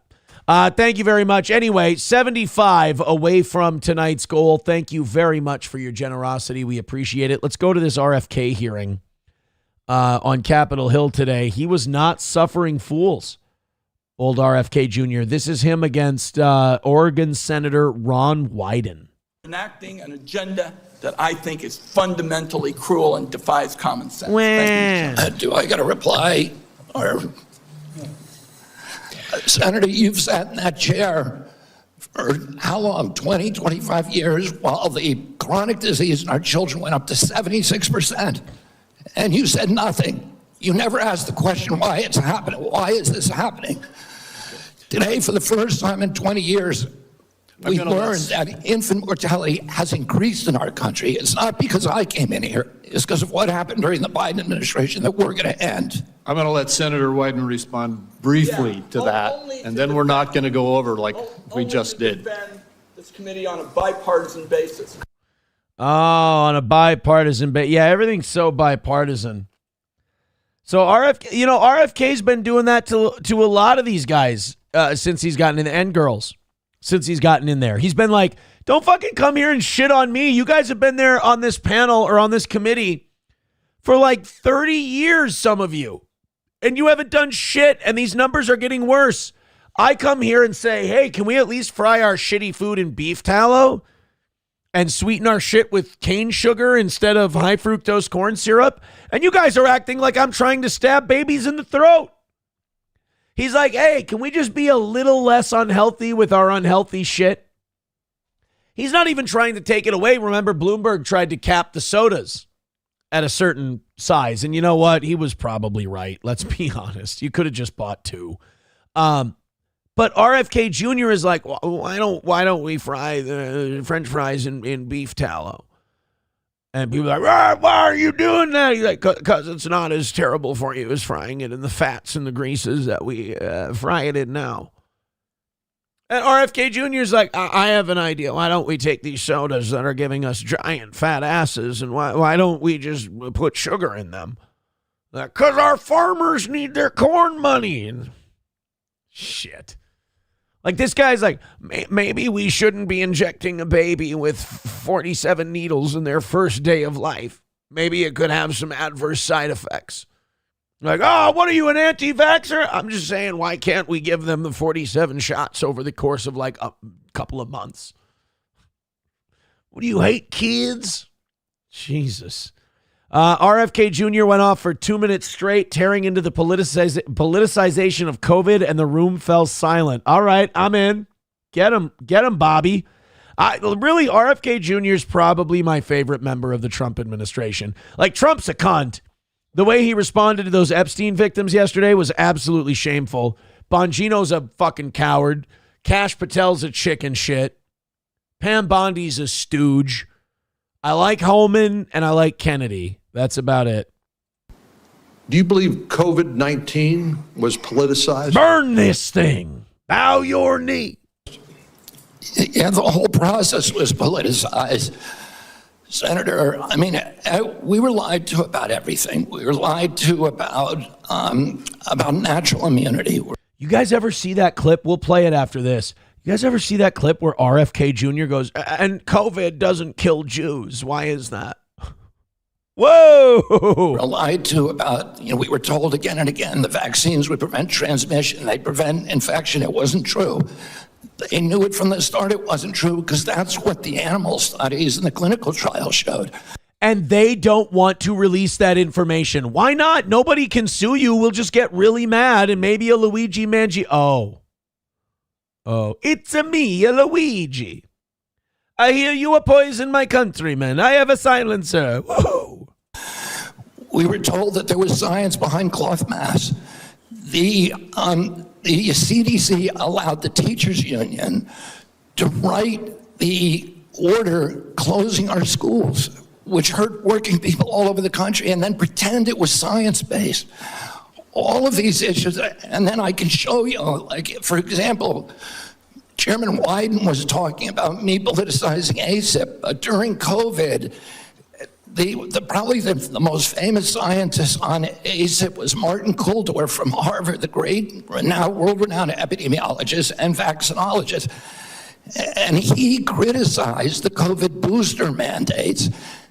They ejected him from COVID because he wasn't in the orthodoxy. That's true. Our CDC director, Redfield, who did a great job of kind of babysitting Dracula, Redfield was telling Fauci, he's like, I think this came from a lab. Like, that lab leak thing is legit. And they just stopped inviting him to the COVID meetings.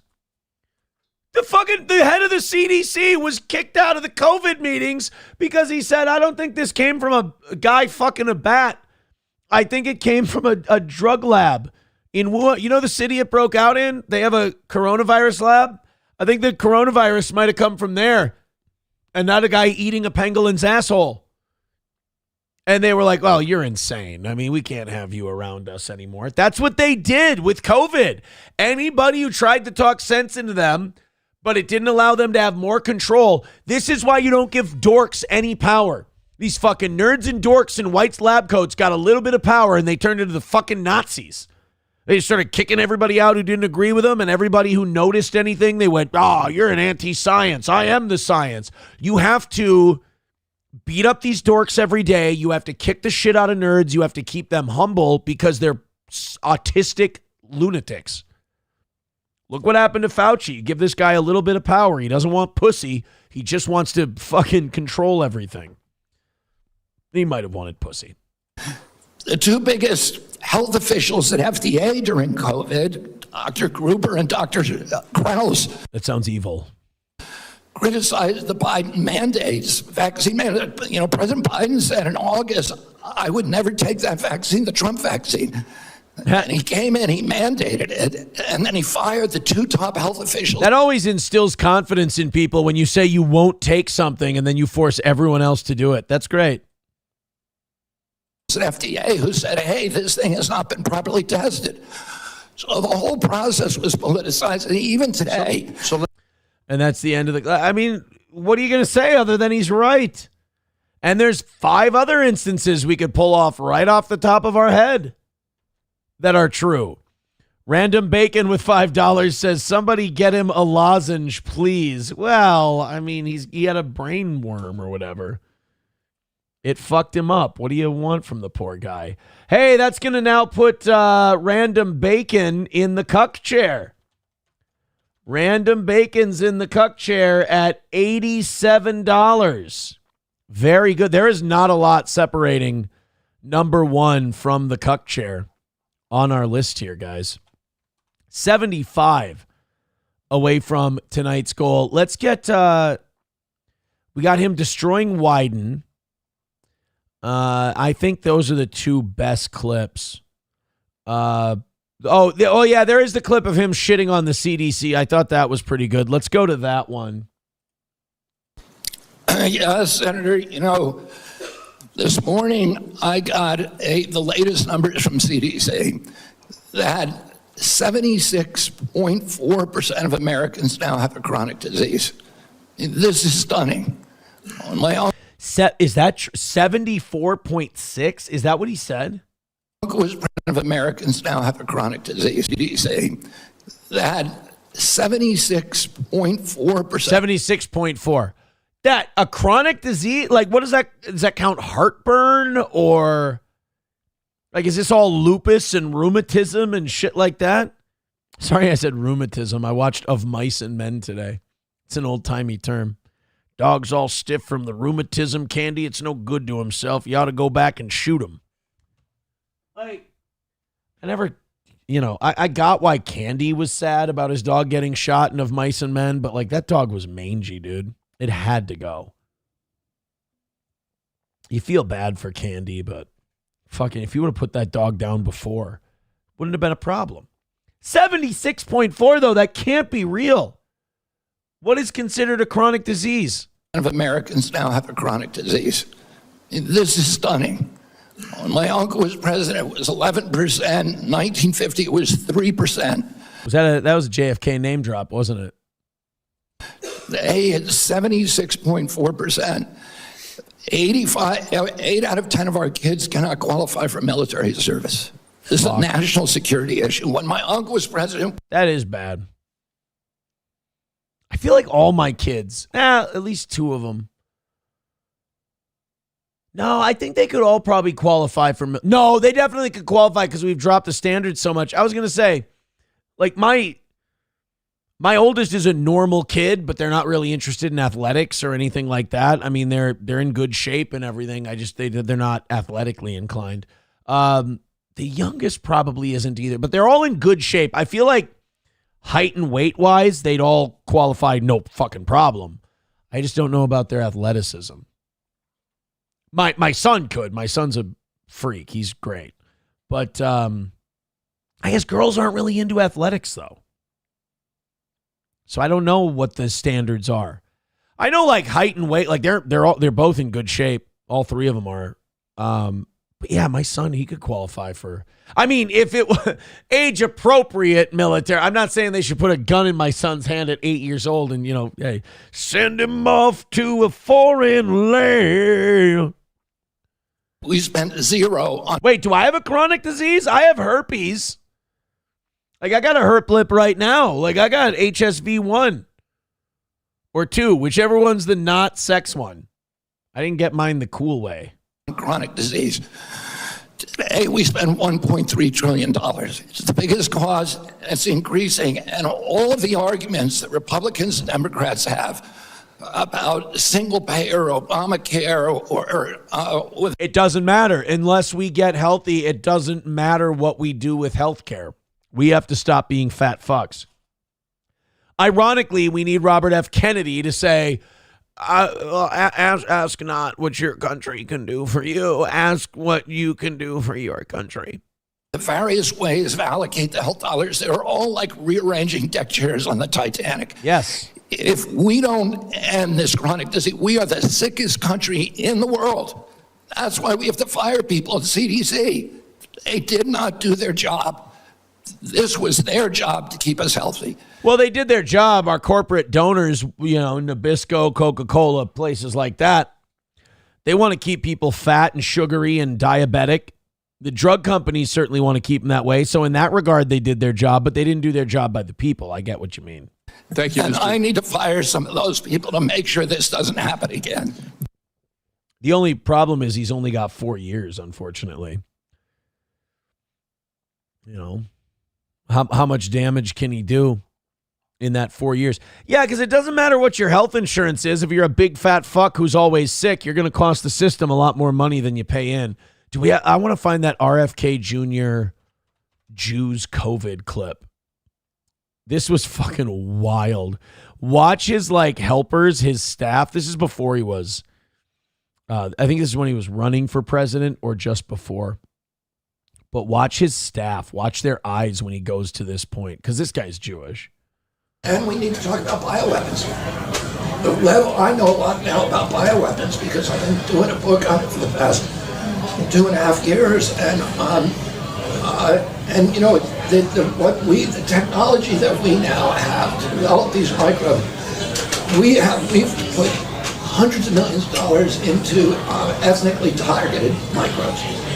The Chinese have done the same thing.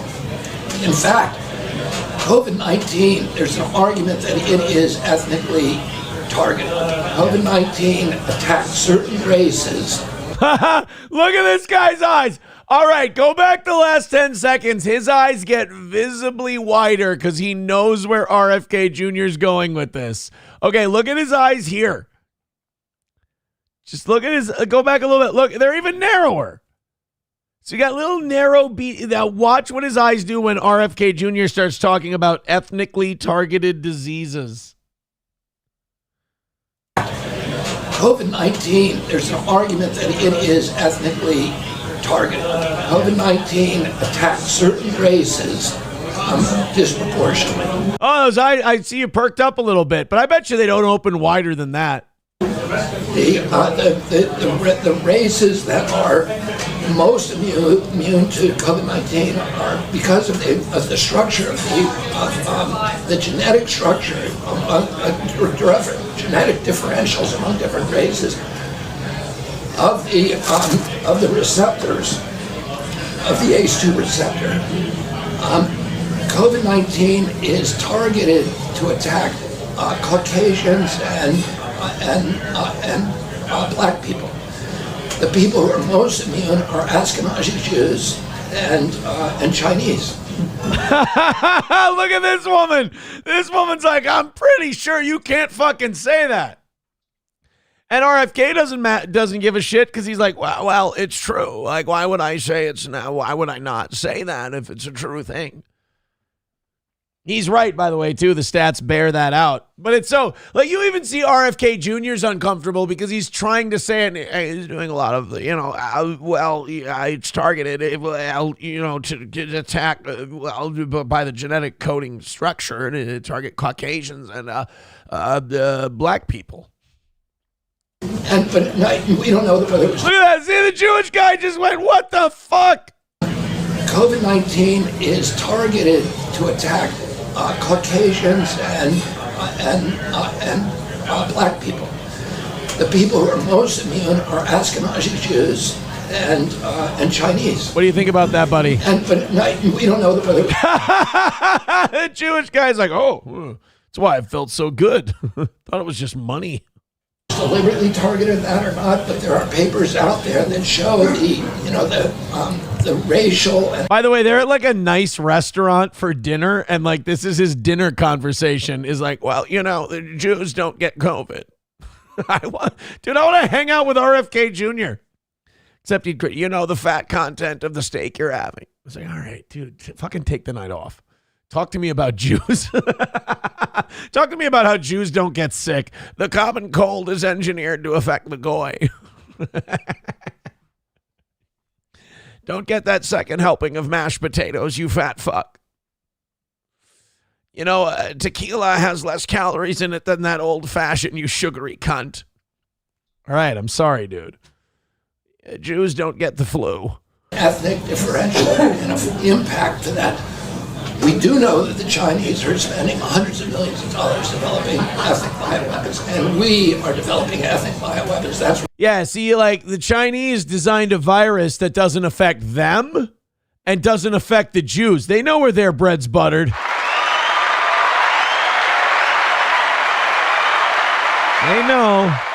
They know what the fuck is up.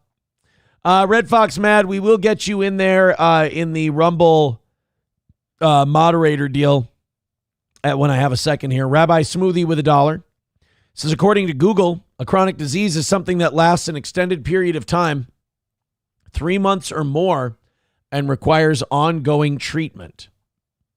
Aaron's Herp Cream with $1 says, Aaron, what do you think about the government banning the Troons from buying guns? On the record, I think that's terrible, and I think it's prejudice, and I think that is targeting a vulnerable community. Off the record, fucking sold, dude. Let's do it. I have two opinions on the matter. That's all. Guys, you are doing great. Thank you so much. Finish it up for us tonight. $75 away from complete perfection. $75 away from knocking out the goal once and for all for the entire week and having a wonderful Rumble Friday. Rumble Link Friday tomorrow. Somebody sent me a text message to the show line, and we've already got some fireworks, it seems, in the Dallas Cowboys Philadelphia Eagles game. I want to take a look at this real quick. Streamlabs, PayPal, Venmo, Super Chats, Rumble Rants. I've noticed way more of our money being made through Rumble than PayPal and Venmo lately, and I am here to endorse. I think it's great. Thank you, guys, very, very much. I appreciate the Rumble side of the audience being so goddamn generous. Unbelievable, guys. So you are the best of the best. Some people have been writing me, and they've been like, Aaron, why don't you just do the show Rumble exclusive? I don't know. Like, what if we do the show Rumble exclusive and like 600 people show up at a time? And we do like 10,000 views a day. Like right now, I do the morning show, and it's on 5 different platforms, and we're either in the 600s or 700s every day, and we're doing about 12 to 15,000 views. Like I'd just rather have that. I don't hang my fucking dick on one platform's numbers. To me, it's a totality. You're multi-streaming. A view here counts the same as a view there, if you ask me. I want to see if I can find this Dak Prescott clip. An Eagle already got kicked out of the game tonight. Here it is. Jalen Carter got kicked out of the game for spitting on Dak Prescott. Let's go ahead and put this up. Oh, we're going to get kicked off, aren't we, on YouTube? 35-yard line. Conduct. Defense number 98. Number 98's defense actions has disqualified him from the game. Whoa. Jalen Carter's fucking good, too. 6 seconds into the fucking game. 6 seconds in, first play, Jalen Carter out. 15-yard penalty. Whoa. First down. So Jalen Carter, the focus and the star for the Cowboys, for the Eagles on the front line, out for the game before. By the way, he's not arguing with the refs. He's not yelling at anybody. He knows he fucked up. By the way, outside of CeeDee Lamb, I don't know a fucking name on this offense. Well, Dak. Outside of Dak and CeeDee Lamb, who's on that Cowboys offense? A snap. Here he goes. He walks there in front of Dak Prescott. Oh, he spit on. Yeah, right there. Did you see it? Watch his chest. Right there at his chest. Watch Dak's chest. In front of Dak Prescott. Right there. Spit on him. Did he spit? Did he spit on him? I think he did. There you go. There you go. And the official was right there. Yeah, you did it. You did it right in front of the ref, you fucking retard. God, what a big dumb animal. Yeah, I don't know, Tolbert. Is that you, Tolbert? This isn't very funny, I'm hungover and my knees are killing me, and if you were going to pull this shit, at least you could have said you were with the Yankees. I'm going to follow Owen Schroyer on X. There we go. How are the Cowboys doing? They winning yet? How about them Cowboys? 7-7. So I'm guessing the Eagles just scored to tie it up. 7-7 Eagles and Cowboys. That's one of those games that no matter how good or bad the other team is, that's usually going to be a pretty good game. Miss Tay with $5 says, I survived an erotic asphyxiation incident. Thank you very much for that $5. $70 away from tonight's goal. And thank you guys for your continuing generosity. So far tonight, Miss Tay has been the star of the show along with Random Bacon. Both of them have been incredibly generous. Follow their lead. And let's take this all the way home to the promised land, about $70 away. Thank you guys so much. All right, we have, we've done very little of the actual stuff I had prepped for tonight's show. And I'm totally fine with that. You guys have been sending in a bunch of shit. Good shit.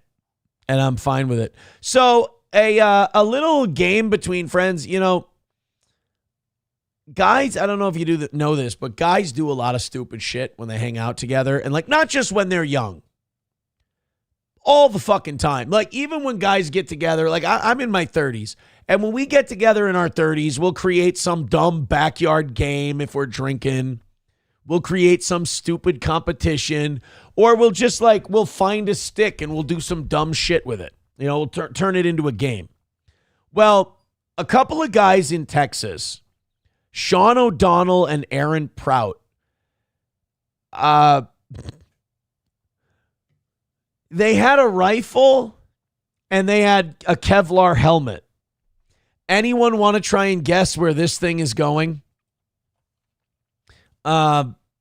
Anybody want to try to get? Aces says gay twister. That's dirty, you son of a bitch. How dare you? These two buddies got together. They had a Kevlar helmet. They had a rifle. Anyone want to guess what they did? I'll wait for the chat. Does anybody want to guess what these two Rhodes Scholars decided to do for a good time with a Kevlar helmet and a rifle? No, Taste Fairy Ialto. Not up the butt. Jesus. I have a feeling you were going to say that no matter what I said the items were. Boozamock says, playing who can catch a bullet? You're close. They decided to test the Kevlar helmets with each other by shooting each other in the head. Two friends would take turns shooting each other wearing a Kevlar helmet inside of a house in a residential neighborhood while using a rifle. Would you like the rest of the story? On August 17th of this year, Precinct 4 deputies responded to a call for service at the 23700 block of Pennington Hills Drive. Upon arrival, units found an adult male who sustained what appeared to be a gunshot wound to the head. He was transported to a hospital, but subsequently died from his injuries, as you happen to do when you let somebody shoot you in the fucking head. Oh, boy. The victim was identified as Aaron Prout from the United Kingdom. Oh, so he's not even one of us. So the stupidity is not, it doesn't stop at the Atlantic. The homeowner was identified as Sean O'Donnell. The Irish finally got you. Detectives charged O'Donnell with the alleged murder of Aaron Prout and booked in the Harris County Jail. Now, there's the guy that did it. But can we really call him a murderer? I mean, shouldn't this other guy be held responsible for being remarkably retarded? Do we really have to charge the other guy with murder? Murder's murder, right? I mean, that's premeditated. I'm going to kill this fucking guy. This was two dipshits. One of them put on a Kevlar helmet, went, shoot me in the head. And then the other guy went, that sounds like fun. I bet you the helmet will stop it. And it didn't, of course, because Kevlar helmets are not meant to stop a direct, point-blank fucking headshot from a high-powered rifle. Instead, the guy died. I don't really know if that's murder. I feel like there should be some kind of posthumous punishment for that guy being an asshole. Chad Buzamok says, I think winner is the right term and not murder. Exactly. He's not a murderer. He won the fucking game they were playing. Come on. Rabbi Smoothie says it was consensual, right? He was of age. Fauci's Pangolin says if you let him out, he'll do something stupid again. Okay, but he didn't do anything stupid without the other guy's permission. The other guy was totally fine with getting shot in the head. I don't think we should be stopping these two. If they can attract other people to play their let me shoot you in the fucking head game, why should we be stopping them? I ask you, answer genuinely. Precinct 4 deputies responded to the call for service. The guy has been booked on murder charges. There's no word on what kind of rifle they were using or how far away they were. Well, they were in the house, so I'm guessing it was pretty much point blank. But I don't care what kind of helmet you got on. And I can't believe that we need to say this today on the show, but you don't shoot people in the head. No matter what. Rabbi Smoothie with $20. Thank you very much, buddy. He says, give me some Alex. You got it. I have sworn on the altar of God, total resistance against every form of tyranny, against the mind of men. Thank you very much. And that's going to now put him at 122. So Rabbi Smoothie is in first place. Mad Moof is in second at 115. We got numero uno in third with 97. Brian M with 90 and Random Bacon in the cuck chair with 87. You know, it's kind of nice. 2-3 months ago, you would have saw Gray Duckling, Miss Tay, Crunchy, and it's nice to see that the toe, we're not dependent on the same whales all the time. Everyone kind of has their own season, turn. So thank you guys. Those are some very different names up there, and I like that. $55 away from tonight's goal. All right. I feel like I need to give Chad Buzamok this courtesy. Buzamok, I don't have to go grab a third beer. I don't have to do the, what do you call it? The field sobriety test. If in 5 minutes we don't knock out that 55. If we knock out the 55 in the next 5 minutes, I stop the show at 8.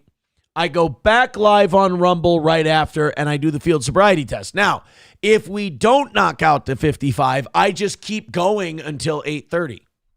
Now, I could have not said anything and just let the field sobriety concept die, right? Instead, I made a promise to Buzamok. I want to honor that promise, and I want to promote that promise. And I also told you, you fucking asshole, that if I had 2 beers, I would start to be a little drunk. Guess what? I can't control my vocal volume, and I can hear myself slurring my words a little bit, and my breathing is getting a little deeper. So I am 2 beers deep, and I'm already a little bit. Rabbi Smoothie with $1 says it's nice to see the toe has a token Jew. Give the 21 to Tay. Oh, wait a minute. Now that puts Tay at 81, and that puts you back under. Now I got to change it back up. Because now Rabbi Smoothie is at 101 in second place. Mad Moof is now at 115 in first place. You're making me do a lot of house cleaning here, Rabbi. You Jews are picky. Numero uno still in third at 87. Brian M in fourth at 90. And Random Bacon is in the cuck chair with $87. There we go. Papa Shop says the breathing is from the obesity. Thanks, buddy. I always appreciate it when you guys help out. Because, I get worried about certain things, and then you guys just assure me that, no, you're just fat. And that goes a long way to help. All right, so about $50 away from tonight's goal. Streamlabs, PayPal, Venmo, Super Chats, and Rumble Rants. Thank you guys so much. Did you see the fucking uproar from the boat that the U.S. destroyed? Do you remember at the beginning of his administration, Trump said that the cartels were now a terrorist organization. So he was going to be able to unleash the full force and might of the United States military on said drug cartels. Well, he wasn't just whistling Dixie, because we apparently bombed the fucking shit out of a Venezuelan drug boat in international waters with 11 Tren de Aragua narco terrorists aboard. They took video of this. People in this country were pissed. Okay, fine. Liberals in this country were pissed. Like, somehow taking out a shitload of drug dealers is a bad thing, apparently. But I think this has something to do with America, whereas Iran doesn't, whereas Ukraine doesn't. None of that shit does anything for me, does anything for our society, does anything for our country and culture. But you know what does? Taking out a bunch of fucking fentanyl dealing assholes from Venezuela. That does help this country. So I would much rather see our military not be involved in any of those countries, not be involved with Israel, not have any of our tax dollars go there, and we just bomb the fuck out of drug boats all day. That's what Black Hawk helicopters can do. This is the video here. Take a look. There's a bunch of Tren de Aragua people in a boat. And oh my God, Rexy, I don't think this one's got the distance. Oh boy. That'll ruin your boat ride. You're driving along. They got 3 motors on the boat. They're really fucking cruising, just up the Caribbean. And they're looking to drop that fentanyl off on the shore. And all of a sudden, oh boy, you guys smell something? You guys hear a whistling? Oh shit, we're dead. I don't think that one's going to make it ashore. So apparently this pissed people off. There were a couple of big Twitter accounts that tweeted things like, again, Trump is going against civilized norms. I think those guys' names were probably Manuel, not Norm. I got some fentanyl that I need to traffic here. It's heavy as all hell. And there's a helicopter down there. We know he loves the death penalty. And now he is executing people off the coast of Venezuela based on suspicions. Well, probably based on the drugs they had on their boat. Imagine if every country started blowing up civilians in international waters, murderous bully. Well, there is this one guy out in the Middle East. I don't know if you've heard of him. It's, you know what? Never mind. This person, Noah Berlatsky. He says, thank God we all know that Trump is anti-intervention, or the murder of Venezuelan civilians might be a war crime. Yeah, they were civilians, They were bringing fentanyl to kill a bunch of Midwestern white people. Oh, so you really don't give a shit. I get it. I understand now. Trump announced he assassinated a boat full of civilians in the Caribbean. I got the island boys in my head. That he alleges they got each other in each other's mouths. That's even weirder. That he alleges were drug smugglers. Marco Rubio also used his social media to boast of the war crime. Trump admits he ordered a summary execution, the crime of murder. Never saw any of these liberals when Obama was drone bombing weddings in Yemen. That's interesting, when he was killing American citizens and their sons in cold blood without a warrant or without charges. No, but when Trump does it to a bunch of fentanyl slinging monkeys, that's, oh, Jesus. I meant monkeys like, oh God. Don't put green sirens in the chat. There's no reason to be putting green sirens in the chat, for the love of God. That's not what I could have found a better word. 2 beers. I got 2 down. I'm willing to bet Trump and the military just committed a war crime, attacking a random civilian boat and murdering a bunch of unknown people, and are lying about the drug running. Yeah, they just wanted to do a fucking target practice on a bunch of Venezuelans. So they're not very happy about this. Leave those drug traffickers alone. They didn't do nothing. They're good boys. How dare you? No, wait a minute. No, get the fucking green sirens out of the chat. It is not the white power hour. I didn't mean to say monkey. That's not, oh boy. Oh, boy. This is what Trump said before we launched the attack, by the way.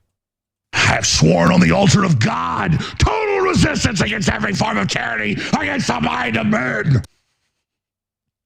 No, guys, I said fentanyl slinging monkeys, but I didn't mean it like Venezuelans. I meant, God, we can stop now. I think we can stop with the green sirens. It's not white power hour. We're $55 away from the goal. Like I said earlier, if you get to $25, I'll play Erica and we'll rally for the end. But money talks for WPI. This is not the WPH. I didn't mean to say it that way. That was not the way I intended for that to go.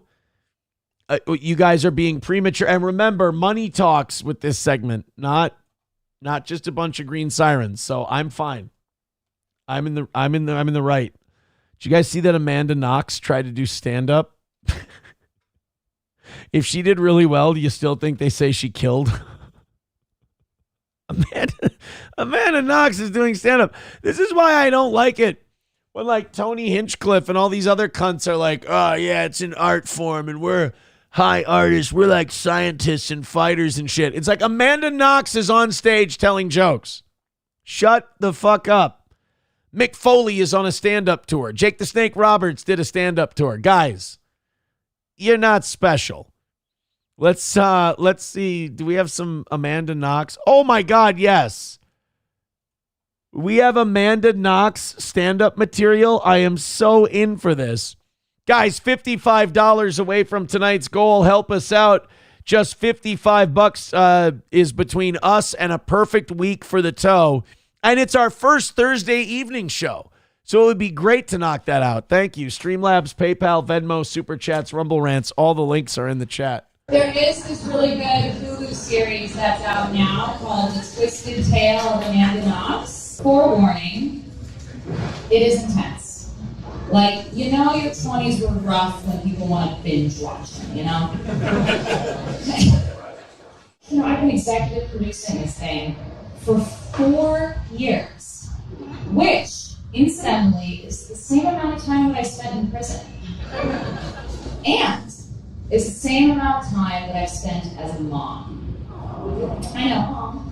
Guess which one's been the hardest, though? Oof. I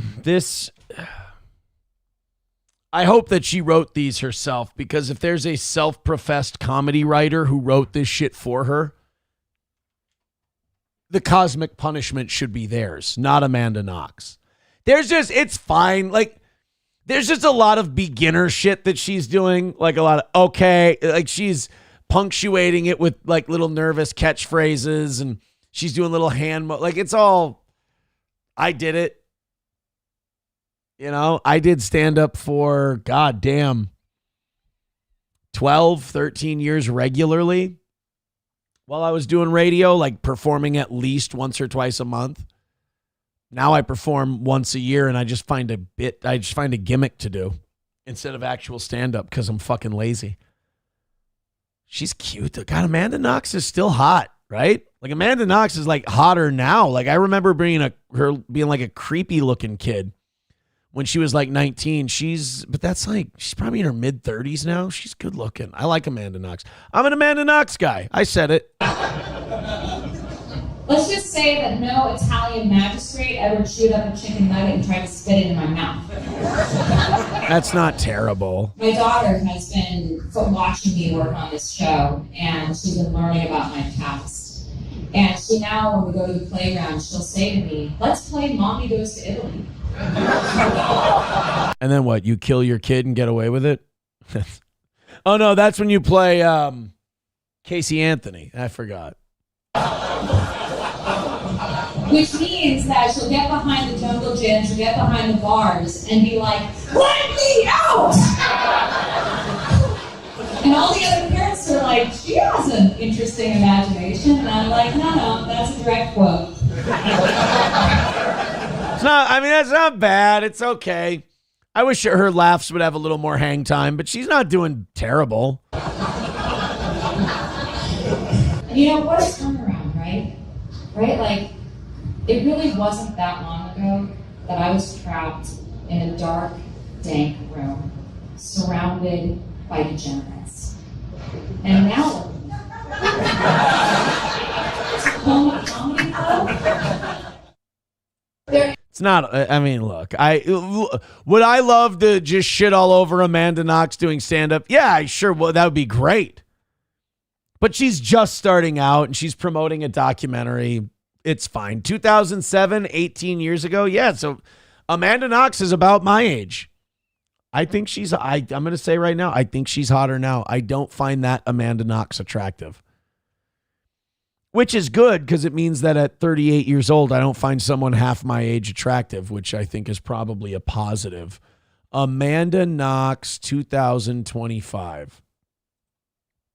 Yeah, she's got like a cute mom thing going on, like suppressed sexuality thing. I'm a pervert. I really am. I'm the problem. Yeah, I like this Amanda Knox better. She's lived a life. She's been on trial. She's been in an Italian prison. It's my Amanda Knox. I tell you. I should probably, maybe I quit therapy too soon. That might be it.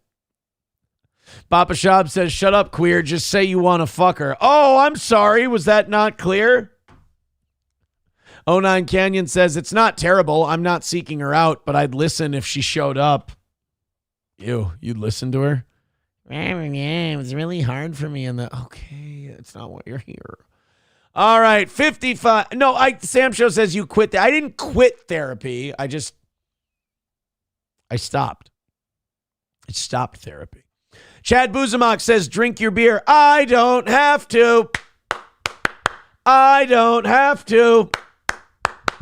And I don't have to do the field sobriety test. However, here's where I'm going to get my comeuppance. I think we're going to miss tonight. I do. I drank my beers. I think we're going to miss tonight. We got 20 minutes left. We're $55 away. And it sucks because that's the difference between a perfect week for the toe and taking an L. So while that kind of eats an ass, and I wanted to get off to a good start for the Thursday evening shows, we're at about 200 people right now as we head towards the home stretch.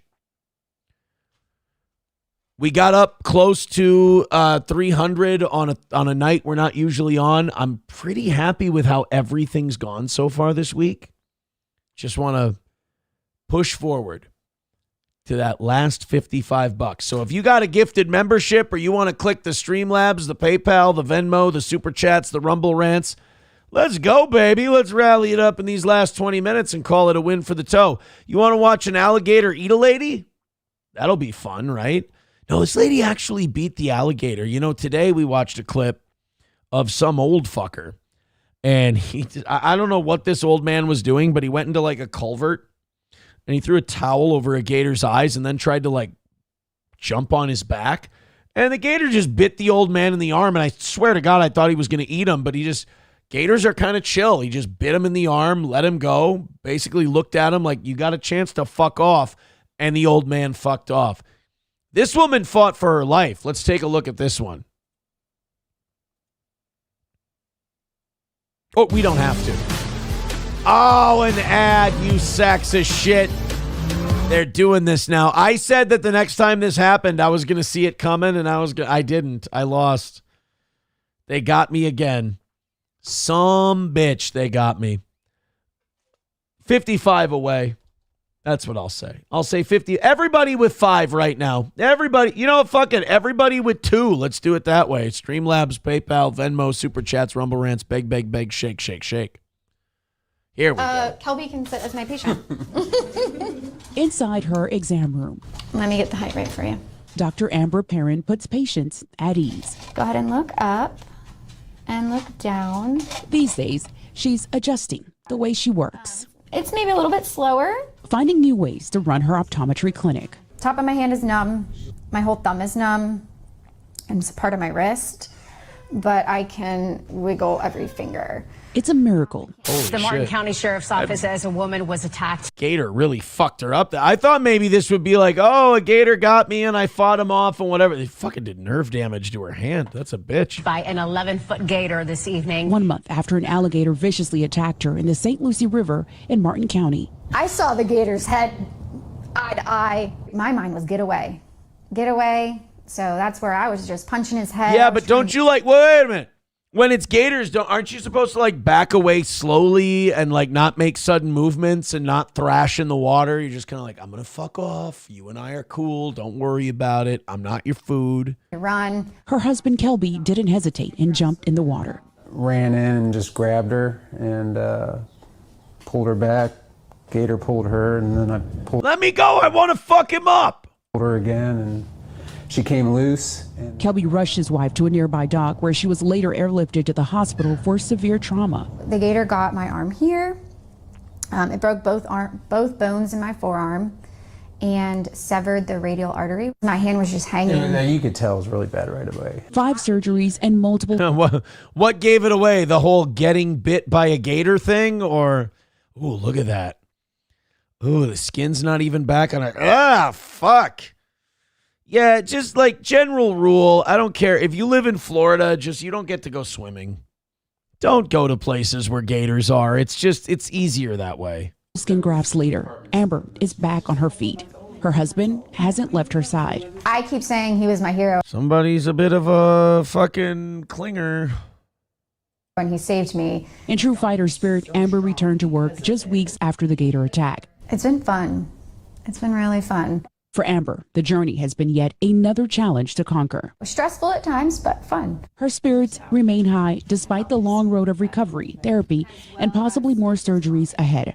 Amber says that won't stop her from living a full life. I'll go back. I'm not going to go back to that. You know what? Then I can't help you. I always wait for that part in the story where they're like, oh, what are you going to do now that you got eaten by an alligator? Oh, I'll go right back to it. Well, then the next time it's on you. I can't help. I don't know what to say. If you're just going to keep going in there, I would definitely go back in right into the same water where that gator almost chewed my arm off. See if he can finish the job this time. Hulkamash a baby with $1 says, good thing you keep promises to listeners. Now let's work on those marital promises. Well, I have to be married first, my friend. Hulkamash with $1 says, here's another $1 for you to read my rant you missed. Again, you drunk fuck. I just read it. And I don't need to tell you that I read it after I read that one and went back so I could say, fuck you, I already read it. That's none of your business. Rabbi Smoothie says, I'm retarded. I'll do it again. Exactly. That's precisely what she's saying, is that I am a big, dumb dipshit. I can't wait to get back in there with the Gators again. Oh, my God. The person in our next story doesn't even have any functioning, workable human brain. And he's smarter than this woman. By the way, 55 away from today's goal. 15 minutes away. We're 55 away from a perfect week. We have hit every goal in regulation so far this week within the time allowed. We have knocked out every goal this week, and we are only 55 away from tonight. I'm asking everybody to throw in a little bit, get this whole thing knocked out. See, now I didn't drink enough beers to get drunk. I just drank enough beers to get really sleepy. Now I'm just really tired. Bruce Willis, this is very sad. His wife has been updating everyone on his progress. Bruce Willis is going downhill fast. Agonizing dementia update from family friends who shared dire fly-on-the-wall account of actor's life in care. Yeah, he's got, if you don't remember, Bruce has aphasia, which is a memory disorder, a memory disease. And he also has, basic dementia. And he's really doesn't have much of a memory left. He had to quit acting a while back. You remember he was making all those like really shitty straight to streaming low budget movies because he was trying to build up a war chest, and it's because he knew he was sick and he wanted to save up money so he could, his family would be taken care of. Loaded Wrench with $5 says she's going to swim in a circle. Yeah, she's only got one arm. How are you going to fucking swim? You better stay where you can touch. $50 away from tonight's goal. $50 away. We have Buzamok says he has my promise for 4 beers. No, I remember. It was if we hit the goal by a certain time, I will do 4 beers. And they did not hit it. Whatever Buzamok is about to show you is heavily edited. I said 4 beers if we knocked out the goal by 8 o'clock. I'm going to tell you right now, there's going to be a giant cut in this clip. Rabbi, I thought more, but Aaron could be drunk enough off 3. Yeah, I appreciate that, Buzamok. That's a brother move. I appreciate it. It was a big time bro move. Any more than 3, and I would be in a lot of trouble. If you would have said 5 beers, I would have said, fuck that, take me to jail. But you said 3, and I appreciate that. I'm already going to be hungover Friday morning now because of that. So let's knock out the 60 for tonight. Let's all work together to do that. We'll knock out tomorrow evening, which it's our first ever Thursday evening show, so I'm a little worried that one might come up short. I can understand that. But look at that. Let's knock it out. Let's call it a win for the toe, and let's do this. Chad Buzamok says, I agree with Aussie now after those remarks. Let's meet in the middle at 4. All right, how's this? You guys knock out the $60 goal in the next 10 minutes, and I'll make it 4 instead of 3. See there? I told you so. I told us so. Nailed it. Nailed it. And they did not do it. Thank you for clipping. Now, why does your tweet not show that I was right? I'm tweeting him back. Rephrase this. They did not get it in that allotted time, so I did not have to. Retract because I was right and you were wrong. You posted a clip that proved my point. I don't have to do 4. We also haven't knocked out tonight's goal, so I don't have to do 3 in a field sobriety test either. He says it was hit. What did I miss? I said in the next 10 minutes. They didn't hit it in that next 10 minutes. That was at 7:50, and I said if you guys hit it by the top of the hour. We hit it at the end of the show at 8:30. Buzamok needs to print a retraction. Buzamok needs to print a retraction. Oh, boy. I fucking told you. I told you what happened, and then you went and got a clip that proved my point. Jesus Christ. Says, I believed it was hit in 10 minutes. Am I wrong? Yes, you are incorrect. You are wrong, sir. Because I remember making the announcement last night. I said, ooh, you still got another half hour to hit the goal. We didn't knock it out in that 10 minutes. $50 away from tonight, though, and we only have 10 minutes left. Shit. I really want to hit that. We're only 50 away from a perfect week. You know how much. I don't have to get grovelly for you. You know how much I love my perfect weeks. You know how much those perfect weeks mean to me. So go ahead and throw in a couple. I'm going to keep hitting refresh and hoping we can do that. It's just $50. Aaron, doesn't that mean you're being kind of a Jew? Quite a bit. Quite a bit. Streamlabs, PayPal, Venmo, Super Chats, and Rumble Rants. Get in there. Knock it out. Call it a win for the toe. All right, let's do this Florida story. I'm going to keep an eye on the clock, and I'm going to hope we can hit this. I don't. You know me. I don't do well with missing by 50. That is either miss by 200 or hit it. Non-citizens in Jacksonville, Florida have been busted using hidden cameras and earpieces on their CDL exams. So remember that guy in Florida? Now, I know he got his CDL in California, but remember how like he was an illegal and he was still documented to get a CDL, and he ended up trying to do an illegal U-turn and he killed 3 people who ended up being Haitian illegals. So apparently in Florida, they found out that a shitload of people who do not speak English are wearing hidden cameras into the CDL test, and they're wearing earpieces, and there's someone telling them how to answer. Check this out. And now we have an exclusive look into a criminal investigation about just that. We've obtained documents about 5 people arrested in Jacksonville We're showing only the face of the man already convicted. The charges? Felonies. Cheating to get their CDL, commercial driver's license, to drive a truck. Do the men arrested speak English? On the arrest reports, take a look. All requested interpreters. The arrests fall under the Bureau of Criminal Investigations and Intelligence from the Florida Highway Patrol. It's complex? This is a very elaborate case. It is. Sergeant Dylan Bryan with FHP says there is now an investigation statewide across Florida. Dozens and dozens of cases, he says. And the cheating scheme centered in Jacksonville. Put your phone down. All right. Stand up for me. You're watching now a body camera from the Jacksonville Sheriff's Office of an arrest made inside the DMV on Roosevelt.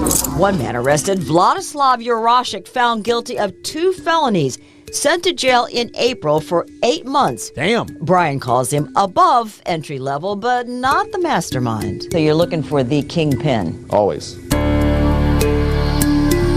So how does FHP say this cheating scheme works? We were shocked to see the extent that they were going to. Brian calls it organized fraud. According to investigators, the men went in here, the DMV on Roosevelt. Question. What's the benefit to the people helping these people get CDLs? I don't understand it. I don't get. So you help this, what, you take a pinch of their earnings, you take a percentage of what they make, so you just get some guy who doesn't speak English, you put him out on the road because what, you might take a little bit of his paycheck? That's fucking weird. I suppose they pay him up front. If I can get my CDL, I can make a shitload of money, and these guys go, well, you can't speak English, I'll cheat on the test for you, you pay me this up front. Okay, well, I guess it could be lucrative. The CDL test to drive a truck, but they are rigged up with equipment to get their answers. And you see the actual apparatus that he's wearing. He has it's like a bra. You have to wear a bra to get phone. a CDL. A red it's not worth iPhone in the harness, and under a T-shirt, you see the hole right there? So he comes in this T-shirt with a hole cut in it. Yes. It's better than the jeans cut with a hole in it. Now watch this. In a video we've obtained from the DMV, this man opening his shirt. Brian says it's kind of like FaceTime. The men sit in front of a computer and wiggle around. Their body language is abnormal. Until somebody outside in a parking lot can read the test questions on the screen in English and then tell them through this earpiece in their language. Employees at... I mean, it's kind of brilliant, right? It's kind of, especially if you can make money off of it. Nobody's watching you that closely. God damn, it's fucking devious. No Pen 15 Fathead with 50 cents says buy goal. Oh, that hurts.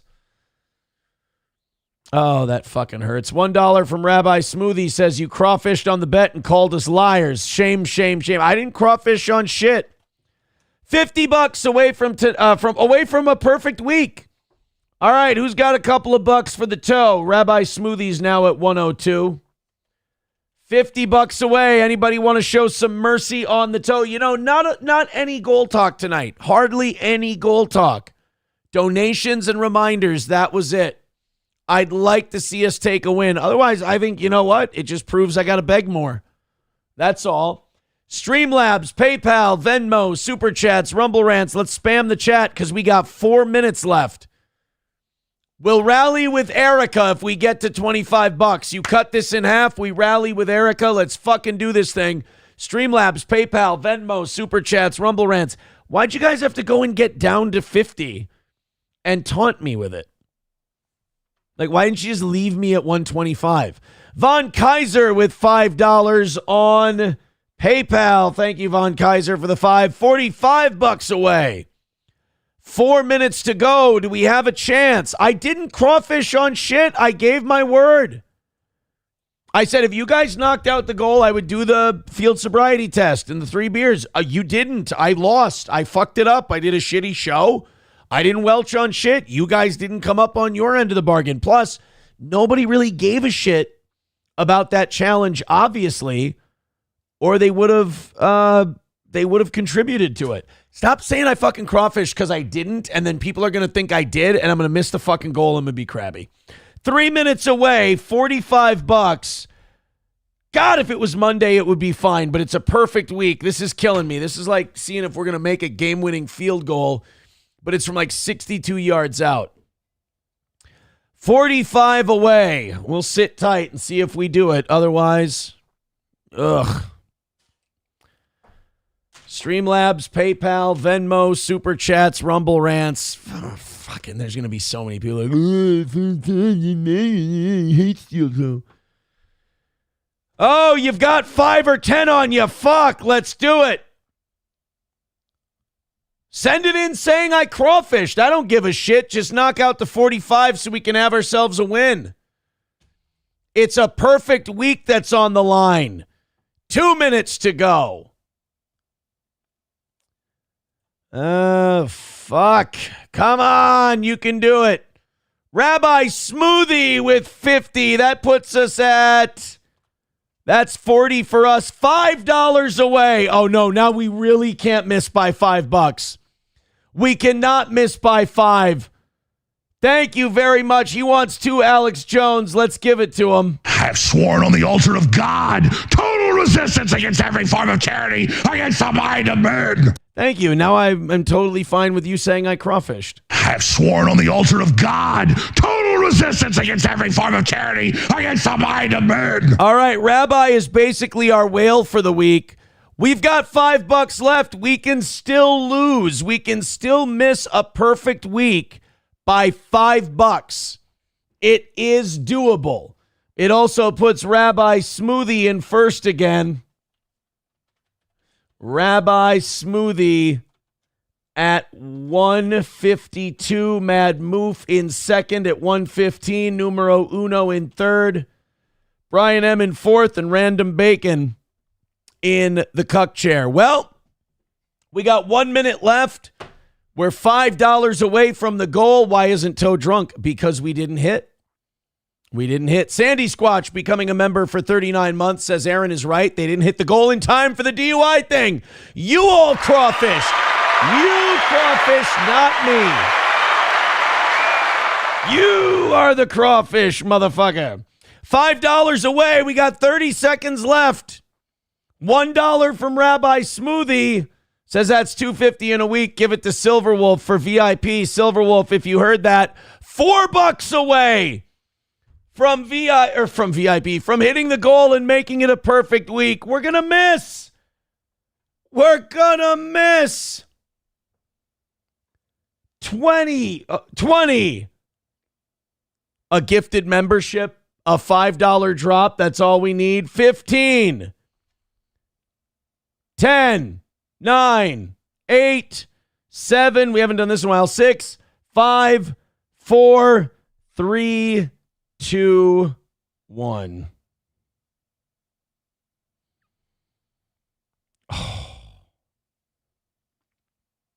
We missed a perfect week by Fauci's Pangolin with $5. I told you, a gifted membership from Fauci's Pangolin. I told you we'd do it. Suck my dick.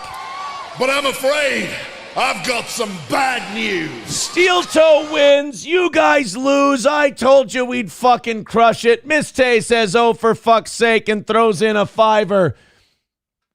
What a winner. What a buzzer beater. I told you, all of you, we fucking did it because there's nobody better than the Toe. Eat my ass and suck on my crusty dingleberries. I'm out of here. I'll talk to you tomorrow morning. Thanks for making our first Thursday evening show a success. I bet you it'll be just as much of a struggle next time around. We'll talk to you tomorrow morning, and we'll do Rumble Friday, and it will be fantastic.